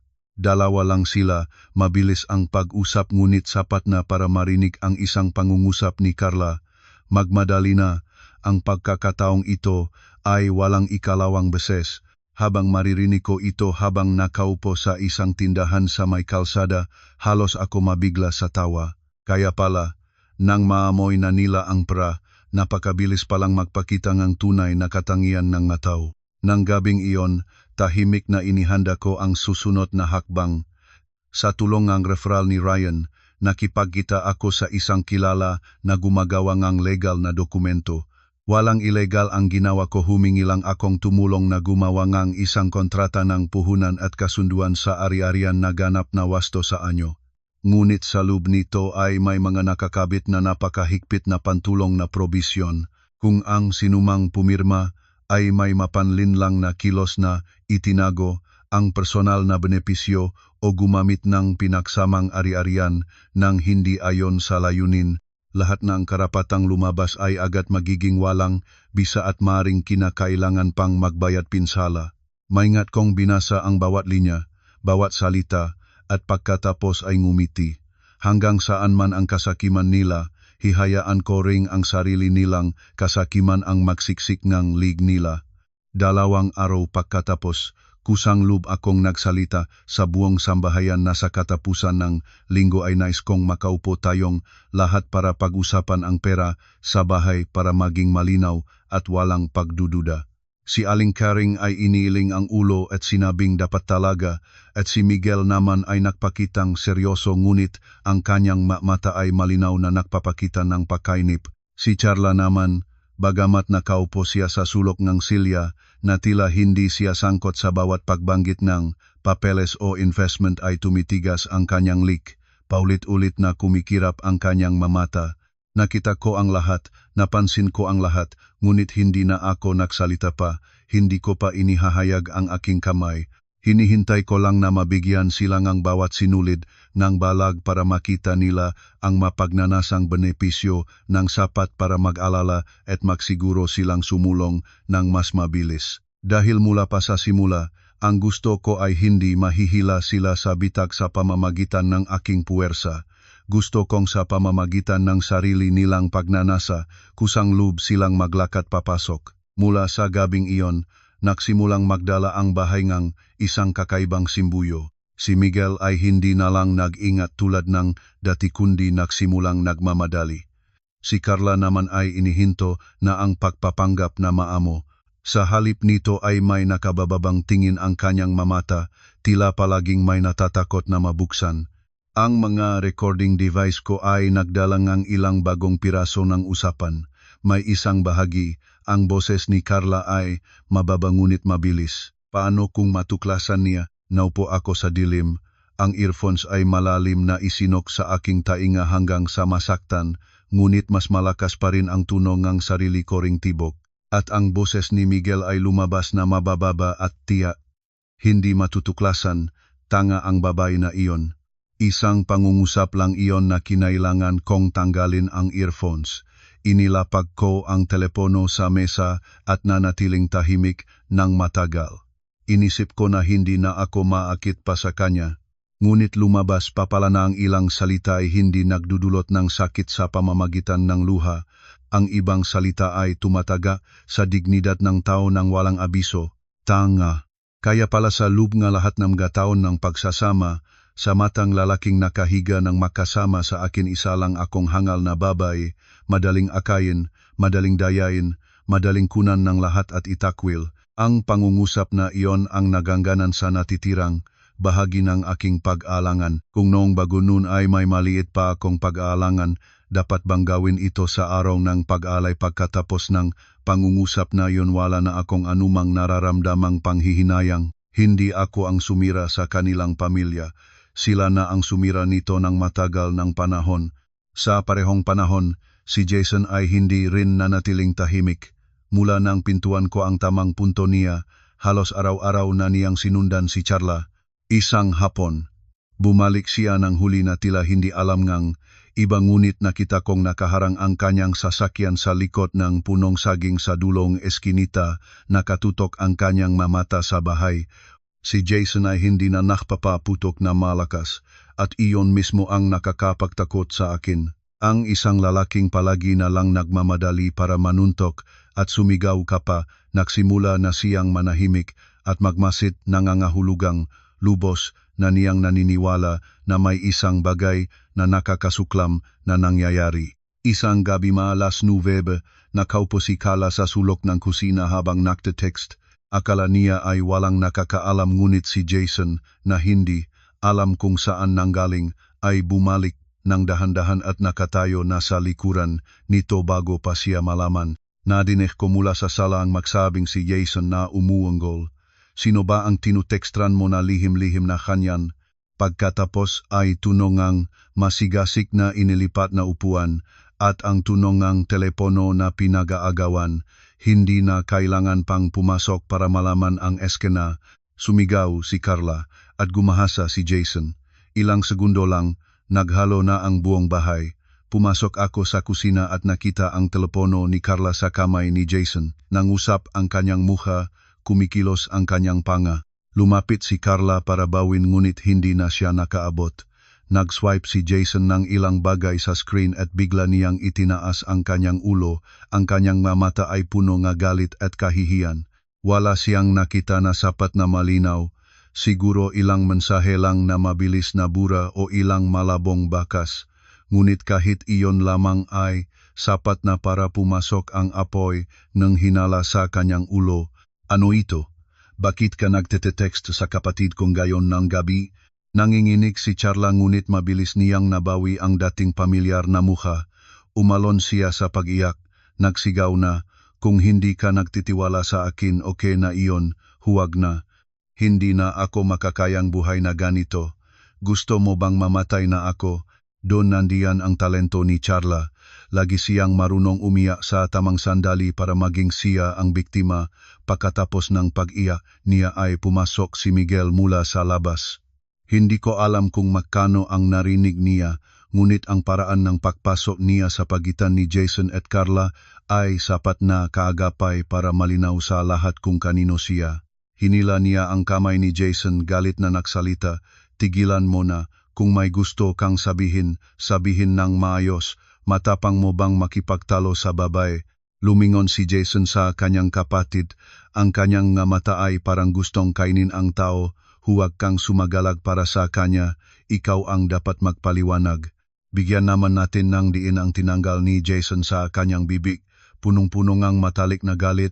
Na naramdaman ko pati sa aking kahon ang hangganan ngang hindi pagkakaunawaan ngang dalawang makapatid ay tunay na nahukpong na sa puntong hindi na maring ipanggap na walang nangyari.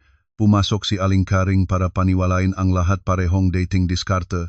Sinabihang baliw si Jason, kawawa si Charla, at ang lahat ng ginagawa ni Miguel ay mabait lang at tama. Ngunit sa pagkakataong ito ay iba ang simbuyo. Si Jason ay hindi nagalit ng walang direksyon. Tuwid siyang tumingin sa kapatid niya, ang kanyang mamata ay punong ng pagpapalayo, at si Miguel bagamat ang bibig niya ay nagsasabing wala siyang kasalanan, ang kanyang tinig ay lalong nagpapakitang pakairita habang si Carla ay umiyak na tulad ng ulan. Nakatayo ako sa isang sulok at nakita ang lahat, narinig ang lahat at biglang naramdaman ang isang kakaibang katahimikan sa loob ko. Nakilala ko na ang relasyong iyon ay nagsimula ng ikagat ang sarili nito. Hindi na kailangan pang gumawa ng malaki, isang tamang suntok lang sa tamang oras at lahat ay sasabog. At alam ko na kailangan akong ang magtutulak ng dahan-dahan sa tamang sandaling iyon. Kinabukasan ng umaga, si Jason ay nakaupo sa beranda habang naninigarilyo, ang mukha ay namutla dahil sa pagpuyat.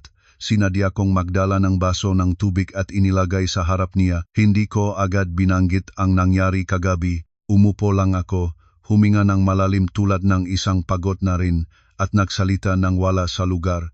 Totoo lang, may ilang bagay na hindi ko alam kung dapat ko na bang sabihin. Agad lumingon si Jason sa akin. Tulad ng hinuha ko, nagugutom na siya sa katotohanan kaya kahit isang maliit na piraso lang ay inaagaw na niya. Nanahimik ako ng ilang segundo bago nagpatuloy. Dahan-dahan ang boses ko. Huwag kang magalit, pero dati ay madalas na tinutulungan ni Miguel si Charla pagdating sa pera. Akala ko alam mo na iyon.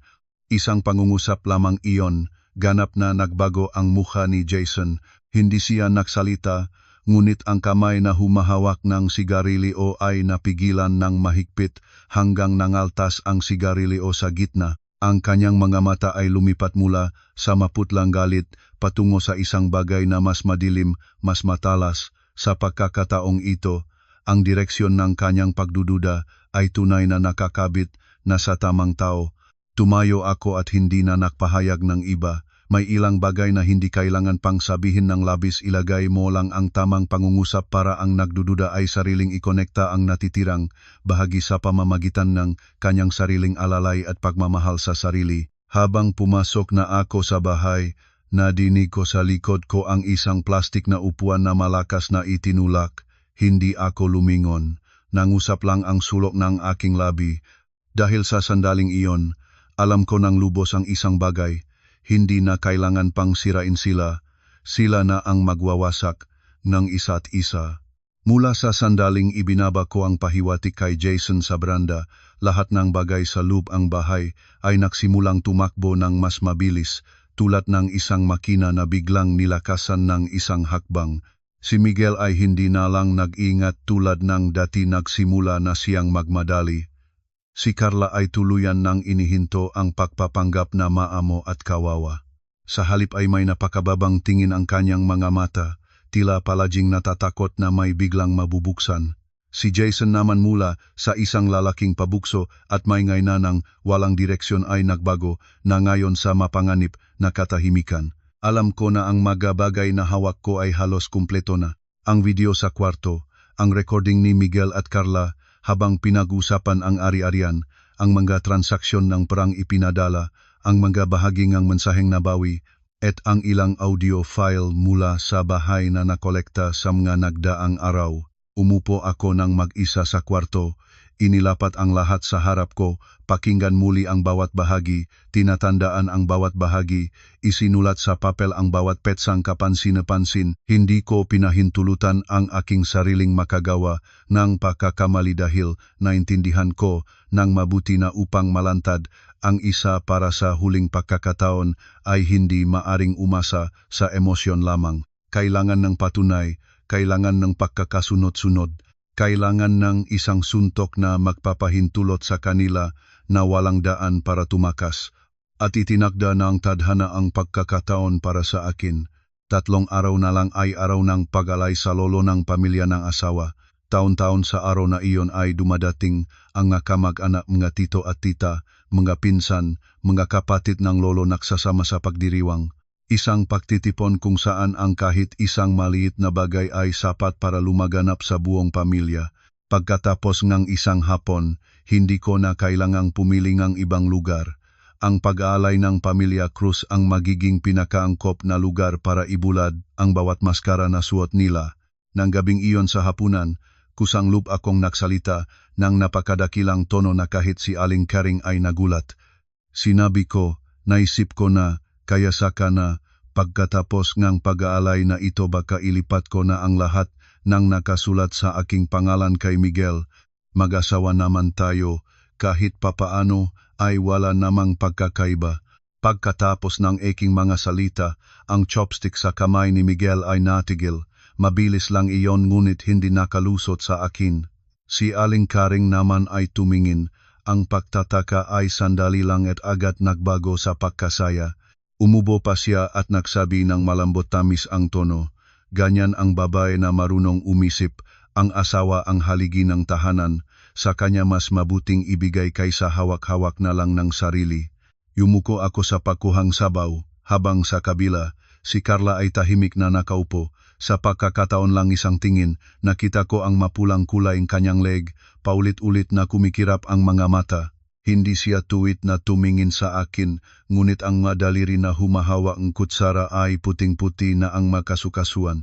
Talagang nakakatawang mapabayaan ang pagpapanggap kapag ang isang tao na hindi naman kailangang may pakialam sa ari-arian ko ay mas nagmamadali pa kaysa sa akin.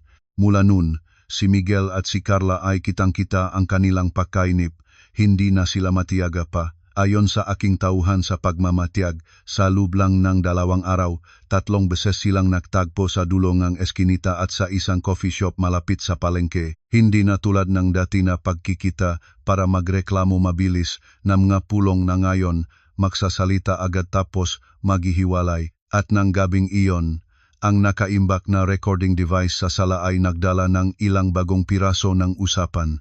Mas lalo pang nakpapakita ngang sarili ang matao kapa na amo sila ngang kasakiman.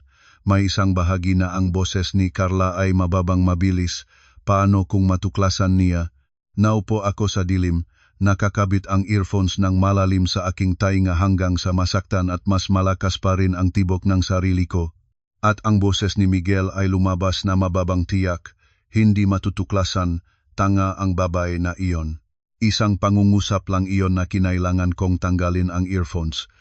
Inilapag ko ang telepono sa mesa at nanatiling tahimik ng matagal. Inisip ko na hindi na ako maakit pa sa kanya. Ngunit lumabas pa pala na ang ilang salita ay hindi nagdudulot ng sakit sa pamamagitan ng luha.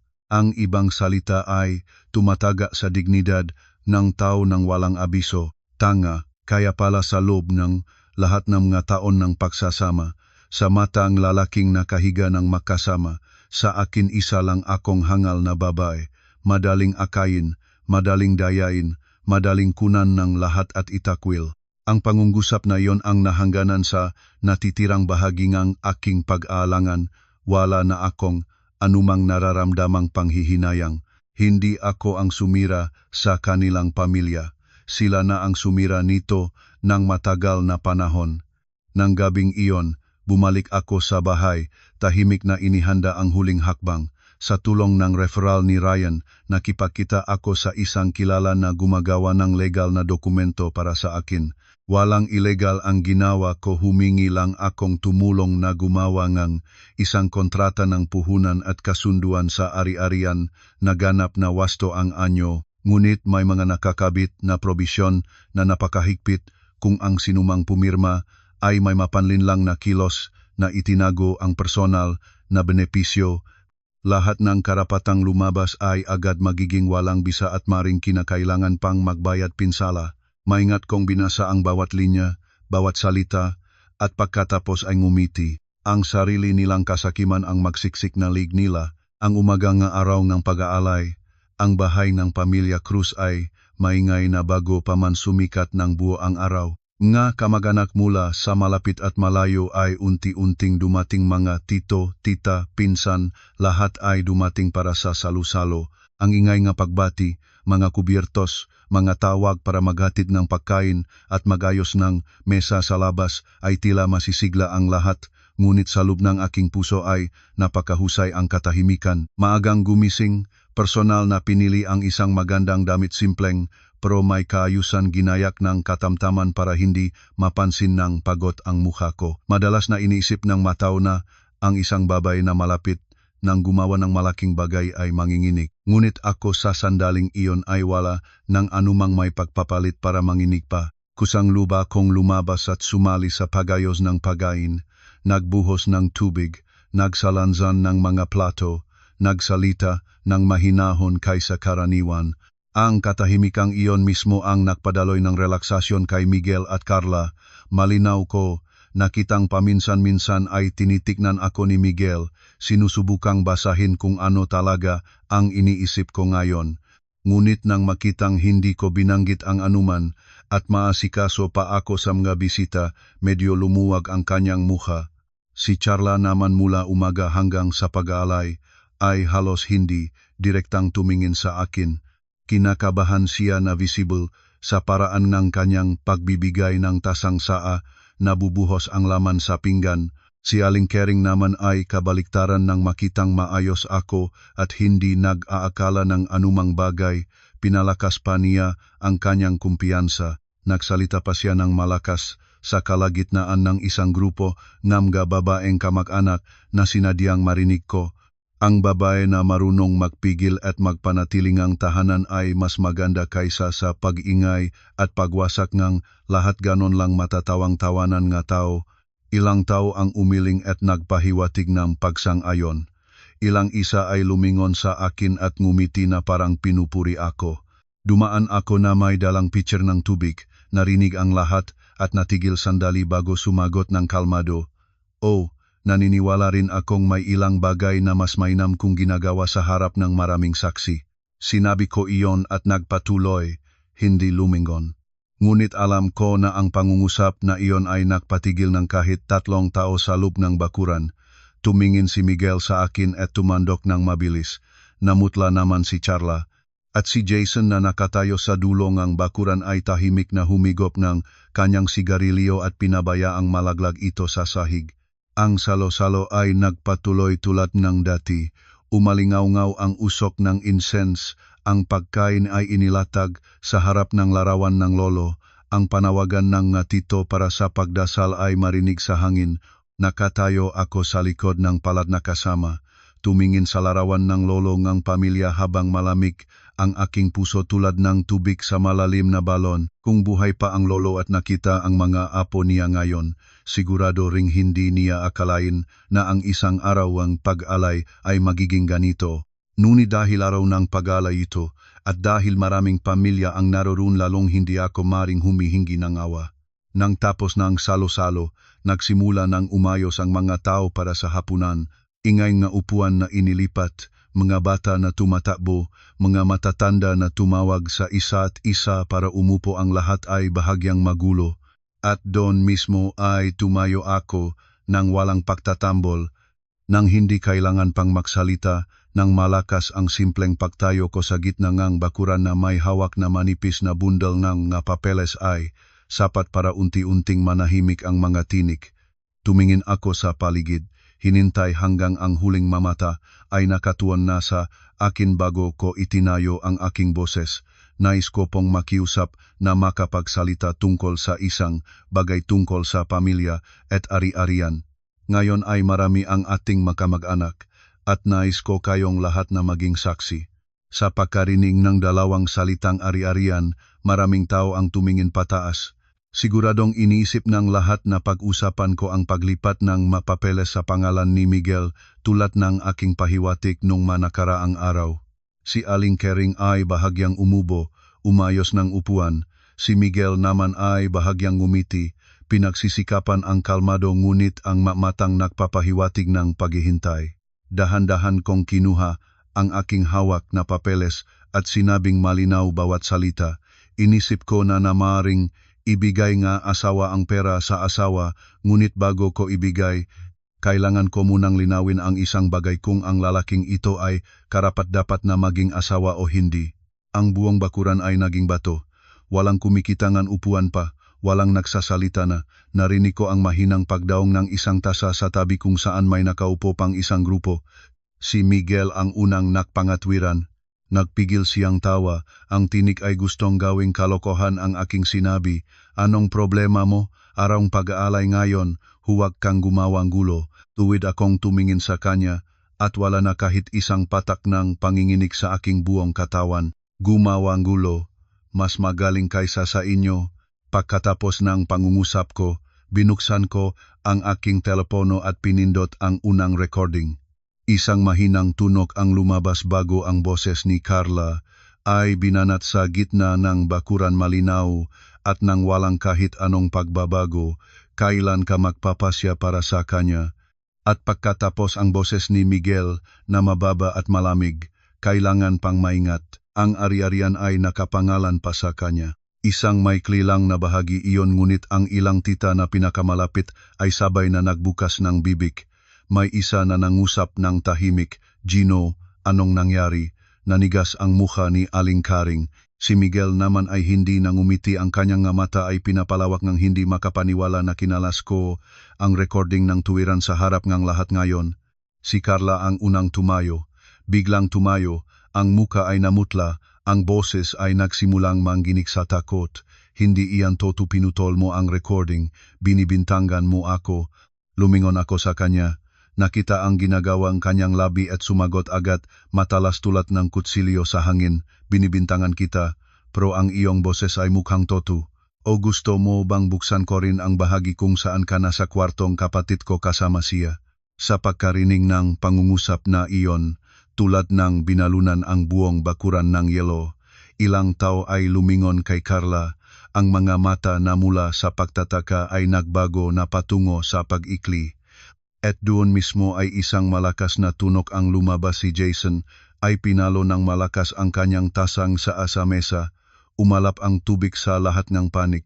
Pula ang mga mata niya, namumulat ng tulad ng bagyo, naktitignan ang mga ugat sa lig. Tuwid niyang itinuro si Carla at bawat salita ay sinabihang may kirot. Sinungaling na babae, sabihin mo, toto ba iyon, ikaw at si Miguel? Ngunit bago pa man siya makarating, agad na tumayo si Miguel, harang sa harap ni Carla sa eksaktong salitang karaniwang reaksyon na ang isang walang kasalanan ay hindi gagawin. At ang kilos na iyon mismo ang nagpa-shock sa lahat ng naroon ng isa pang beses. Walang na mag-isip na ito ay isang hindi pagkakaunawaan. Nakatayo ako ng walang galaw, ang telepono ay bukas pa rin sa aking kamay, nanunot sa bawat mukha sa paligid ko. Hindi pa nila nakikita ang video. Wala pa silang nakita ng mga sauke, hindi pa namin napakinggan ang mas mabigat na mga recording. Unang layer lamang ng katotohanan ang nahagip ko, ngunit alam ko na ito ay sapat para maunawaan ng buong bakuran ng pamilya. Krus ng gayon na gabi na ang salo-salong ito. Mula sa sandaling iyon ay hindi na isang salo-salo, ito ay naging isang publiko at hayagang pagbubunyag ng katotohanan at walang sinuman sa kanila ang makakaupo pang tahimik para kumain ng isa pang subo tulad ng walang nangyari. Nang ilayo ko na ang aking mga mata mula sa mga nanigas na mukhang bawat isa, katulad ng aking hinulaan, ang lahat ay sabay na sumabog. Si Jason ay hindi na makapanatiling tahimik kahit isang segundo pa. Itinaboy niya ang silya sa tabi niya, sumugot papunta kay Miguel tulad ng isang hayop na itinulak sa dingding. Ang tunog ng paa niya sa sahig ay maririnig. At pagkatapos ay isang suntok na direktang dumating sa mukhang kanyang kuya. Napakalakas na marinig ko ang tama nito. Natumba si Miguel patalikod. Ang balakang niya ay humampas sa gilid ng mesa, nahiwa ang labi, namumula na. Nagwika si Jason ng puno ng pangyanggalit, ang boses ay pause sa galit. Ikaw ang kapatid ko at ginawa mo iyon sa asawa ko. Sa sandaling lumabas ang pangungusap na iyon, ang buong bakuran ay tila namatay sandali. Ang mga bata ay inilayo ng mga matatanda patungo sa sulok. Ilang tita ay sumabog sa pagtatayo, samantalang ilang tiyo naman ay sabay na lumapit para hindi magwiba ang mesa ng pag-alay. Ngunit ang galit ni Jason sa sandaling iyon ay hindi na katulad ng mapabukso at walang direksyon ng dati. Ito ang sakit ng isang lalaking pinahiyang publiko. Ang bagay na nagpahinto sa lahat ng higit pa kaysa sa suntok ay ang reaksyon ni Jarla pagkatapos.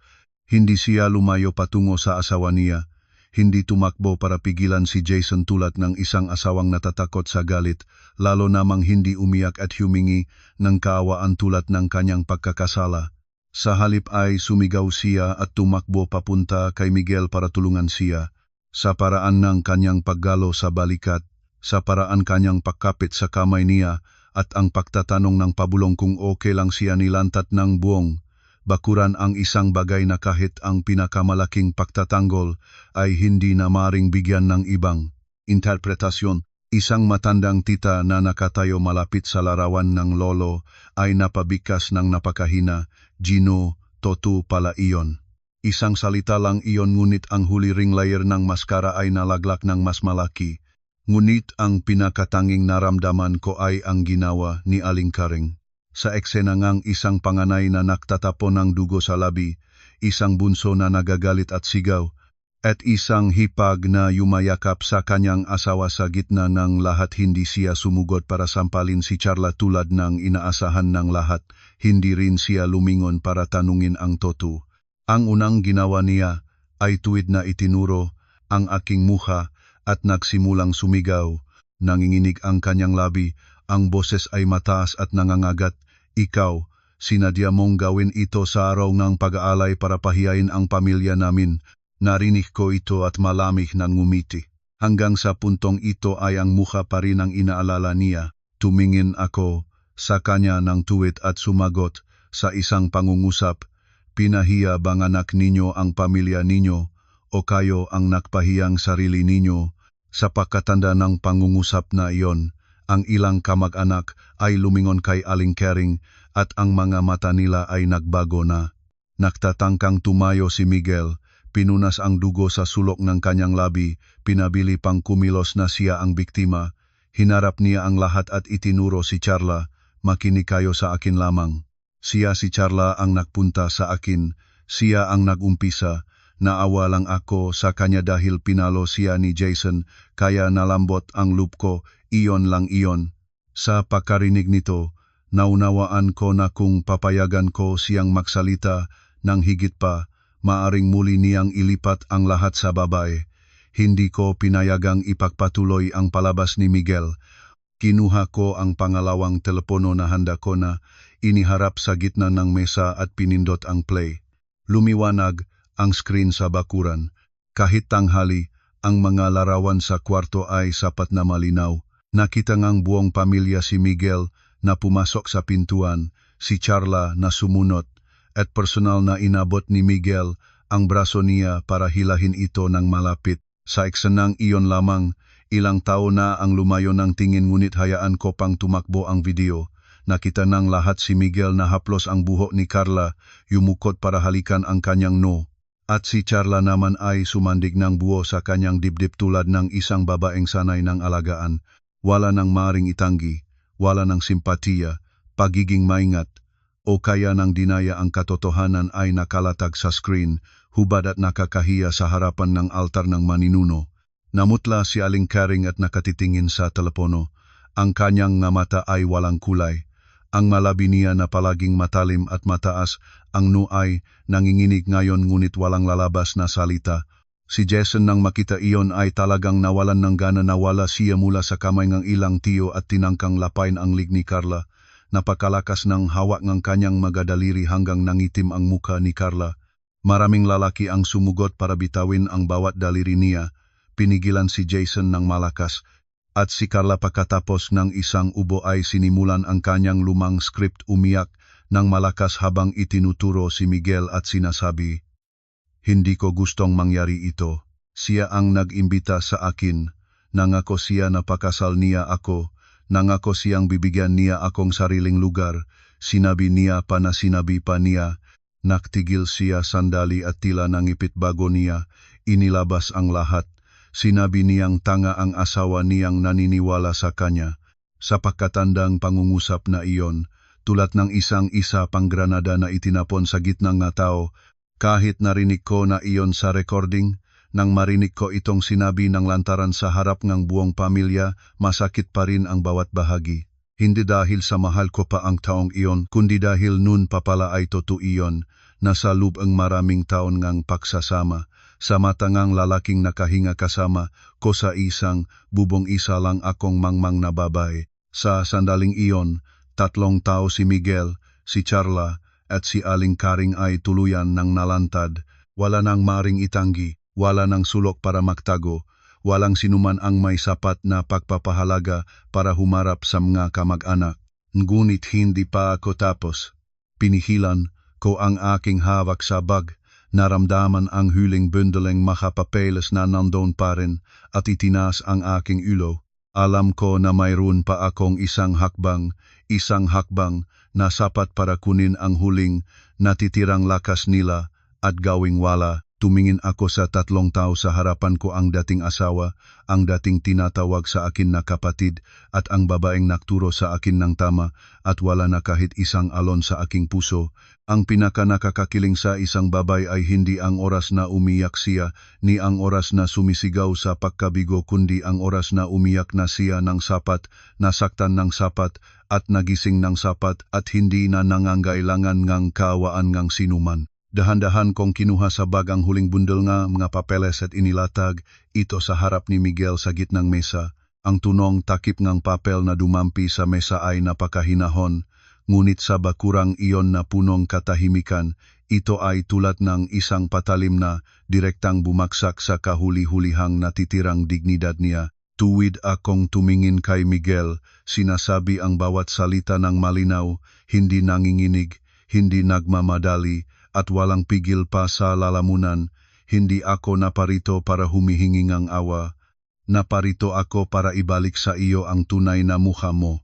Pagkatapos ay inilipat ko ang bundle ng mga papeles papalapit sa kanya ng kaunti. Pumirma ka ngayon, ay may karangalan ka pa.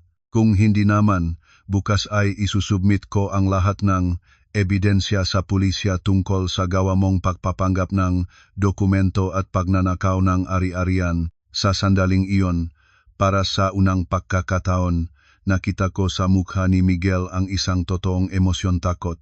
Wala na ang pamilyar na pag-ingit para itago ang kaalaman, wala na ang boses na nagsasabing siya ang biktima, wala na ang matalinong ngiti na nag-aakalang maari pa niyang baguhin ang kasalukuyang sitwasyon. Ang pandaraya sa isang lalaki tulad niya ay maaring may dahilan magsisi sa babae, sa sitwasyon, sa sandaling ang kahinaan. Ngunit sa oras na dumating sa dokumento, papeles, ari-arian, iyon ay ibang bagay. Iyon ay ang bagay na maaring humila sa tao ng napakalayo. Gumalaw ang labi ni Miguel, niluno ng paurong, at binaba ang kanyang boses sa unang pagkakataon pagkatapos ng napakatagal na panahon, ang boses ng isang taong nagmamakaawa na maaring mahabaan ng bahagya ang rope. "Oa, nagkamali na ako, bigyan mo ako ng pagkakataon." Narinig ko iyon at naramdamang katawa-tawa at napakalamig. Pagkakataon. Naglakas pa ang loob ng lalaking ito na humingi ng pagkakataon pagkatapos ng lahat ng ginawa niya. Tumingin ako sa kanya ng hindi kumikindat at sumagot ng tuwiran. "Maraming pagkakataon na ang binigay ko sa iyo sa nakaraan. Ginamit mo iyon para makipaghalikan sa aking hipag at magplano para mailabas ako sa tahanan namin." Nagpatuloy ang katahimikan sa bakuran pagkatapos ang pangungusap ko. Walang nakakalusot dahil alam ang lahat na ito ay totoo, napakatotoo. Si Carla na nakatayo sa tabi niya mula kanina ay inaakalang may marisiyang hawakang sandigan kay Miguel para makalusot nang makitang nagsisimula nang gumuho ang kanyang huling pag-asa. Agad siyang nagbaliktad tulad ng isang gawi ng uri ng tao na nabubuhay lamang sa pamamagitan ng pag-angkla sa mas malakas kaysa sa kanila. Lumuhod siya sa gitna ng bakuran, ang buhok ay gusot na, ang luha at uhog ay makahalong, hawak ang gilid ng pantalon ni Jason. Kuya Jason, nakamali ako, isang beses lang, patawarin mo ako. Ngunit si Jason ay hindi na, ang lalaking basta na lang nagpupursa at sumisigaw tulad ng dati. Pagkatapos ng isang oras na nalantad sa harap ng buong pamilya, ang kanyang tingin ay walang laman at nakakakilig. Yumukot siya pababa upang tumingin kay Carla tulad ng pagtingin sa isang bagay na kasabay, na kasuklam-suklam at estranyo na at nagsalita ng mahinang nababasag. Hindi mo na kailangang humingi ng tawad. Mula ngayon, itinuturing kitang patay na para sa akin. Maikling pangungusap iyon na pakaigsing ngunit mas malamig pa kaysa sa lahat ng sampal. Si Carla ay bitaw ng parang inalis ang lahat ng buto ng kanyang katawan. Nang makita ni Aling Kering na malapit ng pumirma ang panganay niyang anak at ang bunso ay bahagi ay iniwan na ang asawa niya, nagmadali siya patungo sa mesa para kunin ang mga papeles. Ang bibig niya ay hindi na may dignidad ng mataas na ugali noong dati. Iyak na lang ito. Hinto ka, inilalagay mo ba sa kahihiyan ang pamilya namin? Ngunit bago pa man niya mahawakan ang gilid ng papel, isang kamag-anak na tita ang tumaas ng tuwid sa harap niya. Ang boses ay mahigpit na mahigpit. Hindi ang manugang ang nagpahiya sa pamilya ninyo. Kayo ngang sarili ninyong anak ang nagpahiya sa sarili ninyo. Ilang iba pa ang hindi sumalita kahit isang salita para sa kanya. Ilang lumayo ang tingin, ilang umiling ng walang tigil, ilang huminga ng malalim. Sa unang pagkakataon sa loob ng maraming taon ng pamumuno sa loob ng pamilyang ito, si Aling Kering na kailman ay hindi nagiinit ang ulong kanyang pamilya, ay tuluyan ng ibinalik ng kanyang sariling makamag-anak. Alam ko na dumating na ang oras para sa huling laro, ang laro na kahit si Miguel ay hindi inaasahan. Lumingon ako sa kanya at dahan-dahan naming tiningnan ang isa't isa ng huling beses. At pagkatapos ay lumingon sa buong bakuran at nagsalita ng mababang tono, bawat salita ay parang pako na tinutok sa hangin. Isa pang bagay na baka hindi mo pa alam, 3 araw na ang nakalipas ay nailoko na ang lahat ng iyong access sa aming joint account. Napadala na rin akong pag-abot sa lahat ng transaksyon tungkol sa bahay at inilagay ko ang lahat ng orihinal na papeles sa kamay ng aking abogado.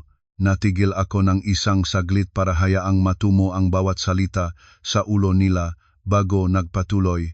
Sa madaling salita, wala ka ng hawak. Wala ka ng hawak mula pa sa sandaling iniisip mo na malapit ka ng manalo. Malinaw ko nakitang si Miguel ay parang kinuhang lakas. Bumagsak ang kanyang mga balikat, naging walang laman ang kanyang mga mata. Ang matalinong imahe niya sa nakalipas ay parang nahulog lahat sa sahig.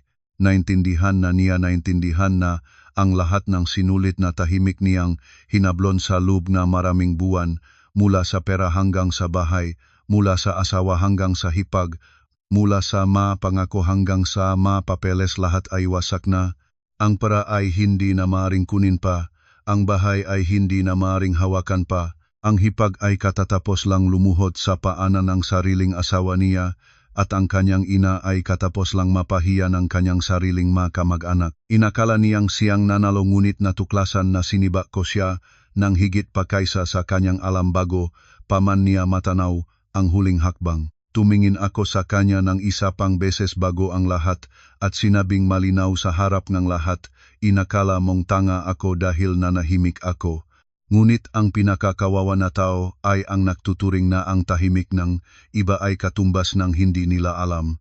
Pagkatapos ng pangungusap ko, naramdaman kong may nalaglag sa loob ng aking puso, hindi ang uri ng pagwawagi na pabago-bago at mapagmalaki, kundi ang pakiramdam ng isang taong sa wakas ay nakabalik sa katarungan para sa kanyang sarili. At doon mismo, si Jason ay lumabas sa gitnang bakuran. Sa pagkakataong ito ay hindi siya sumuntok, hindi nagmumura, wala na rin ang mukhang nagigiyera. Nakatayo siya sa harap ko, pula pa ang mga mata ngunit mababang boses at mahinahon. Ate, masama talaga ang ginawa ko. Ngunit ngayon, nais ko sanang humingi ng totoong paumanhin, hindi ko napigilan ang asawa ko. at dahil doon ay naengganyo kang mayroon kang bahagi sa putikan na ito. Tumingin ako sa kanya ng sandali. Ito ang unang pagkakataon sa buong buhay ko na nakitang tunay na yumukod si Jason, hindi dahil sa takot sa sinuman, kundi dahil sa sarili niyang pag-unawa kung gaano siya naging mali sa dati. Hindi ko sinabi ang patawad, hindi ko rin siya inalif, ngumiti lang ako ng kaunti at iyon ay sapat na. Pagkatapos ay kinuha ko ang aking bag, lumingon at lumabas ng bahay ng Pamilya Cruz. Walang humawak sa akin, walang sinuman ang may sapat na karangalan para humawak. Sa likod ko ay nandun pa rin ang bahay na iyon. Buo pa ang nga dingding, buo pa ang bubong, umalingaw-ngaw pa ang usok ng insyens sa altar ng maninuno. Ngunit lubos ko na naalam na mula sa sandaling humakbang ako sa pintuan na iyon palabas, ang tinatawag na dignidad ng mga taong naiwan sa bakuran ay tuluyan ng bumaksak. Pagkaraan ng araw ng pag-alay na naging destinasyon ng lahat, ang lahat ay natapos nang hindi ko inaasahan ang kabagalan. Marahil kapag ang katotohanan ay nalantad na ng tuluyan, wala nang dahilan para humila pang ang oras. Si Miguel ay pumirma ng papeles ng annulment ng mas mabilis kaysa sa dati niyang pagpirma ng anumang dokumentong pangkalakal. Ngunit sa pagkataong ito ay nangginig ang kanyang kamay at hindi makatingin ng tuwid sa akin. Hindi dahil may damdamin pa, kundi dahil alam niyang natalo siya. Natalo hindi dahil mas magaling ako, kundi dahil siya mismo ang nagdala sa sarili niya sa lugar na wala ng palayas. Si Charla ay pinalabas ni Jason ng araw na iyon. Narinig ko mula sa mga kapitbahay na nakatayo siya sa labas ng pintuan ng matagal, umiyak hanggang maubusan ng boses, ngunit si Jason ay hindi nagbukas ng pintuan. Ang pagsisinara ng pintuan na iyon ay hindi dahil sa isang pabuksong galit, kundi dahil lumampas na si Carla sa huling hangganan ng isang lalaki. Ngunit ang buhay ay hindi isang fairy tale na ang sinumang naktaksil ay lagi na may bukas na pinto sa ibang lugar. Si Miguel ay agad na putulin ang lahat ng koneksyon. Mula sa isang taong nag-akala na maglalakad sa isang bagong buhay, si Carla ay diretso na nahulog sa lupa, walang sandigan, walang matamaan. Si Aling Karing naman ay hindi na maingay tulad ng dati. Pagkatapos ng nangyari, nanahimik siya. Ngunit ang kanyang katahimikan ay hindi dahil sa pag-unawa, kundi dahil wala na siyang sapat na mukha para magsalita. Narinig ko na sa mga sumunod na pagtitipon ng pamilya sa tuwing lumabas si Aling Karing, hindi na siya binibigyan ng masayang pagbati ng makatao, lumilihis ang matingin, at may nagtitikimang makapakikipag-usap na kahit hindi sinasabing malakas ay naririnig ng sinuman sa loob. Para sa isang babaeng nabuhay para sa imahe, iyon ang pinakamabigat na bayad. Si Miguel ay nawalan ng higit pa kaysa sa kanyang inaasahan, hindi lang ang pamilya, kundi ang kanyang reputasyon. Ang kwentong kanyang pagdadala ng mga papeles para pag-aralan kung paano maililipat ang titulong bahay at ang mga recording tungkol sa pagpapanggap ng dokumento ay hindi naganap na nanatiling lihim. Ang kanyang trabaho ay naapektuhan. Ang mga dating connection ay dahan-dahan na lumayo. Hindi na kinailangan pang sabihing tuwiran, isang mapaginahanap na tingin lamang ay sapat para malaman na hindi na sila nagtitiwala sa kanya tulad ng dati. May ilang bagay na kapag nasira ay hindi naganap na may babalik pa. Sa lahat ng nanatili, si Jason ang tanging nagbigay sa akin ng isang sandaling ang pag-isip.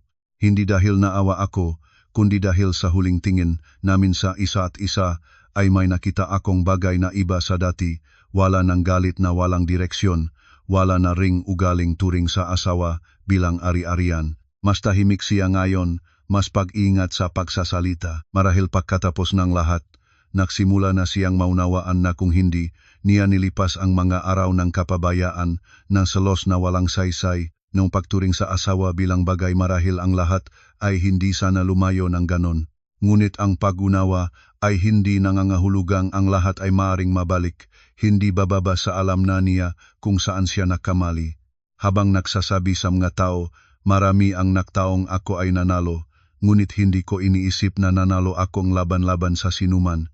Binawi ko lang ang mga bagay na sa akin talaga, ang katotohanan, ang ari-arian, ang dignidad, at ang pinakamahalaga, ang karapatang lumabas sa isang relasyong hindi kailangang yumukod.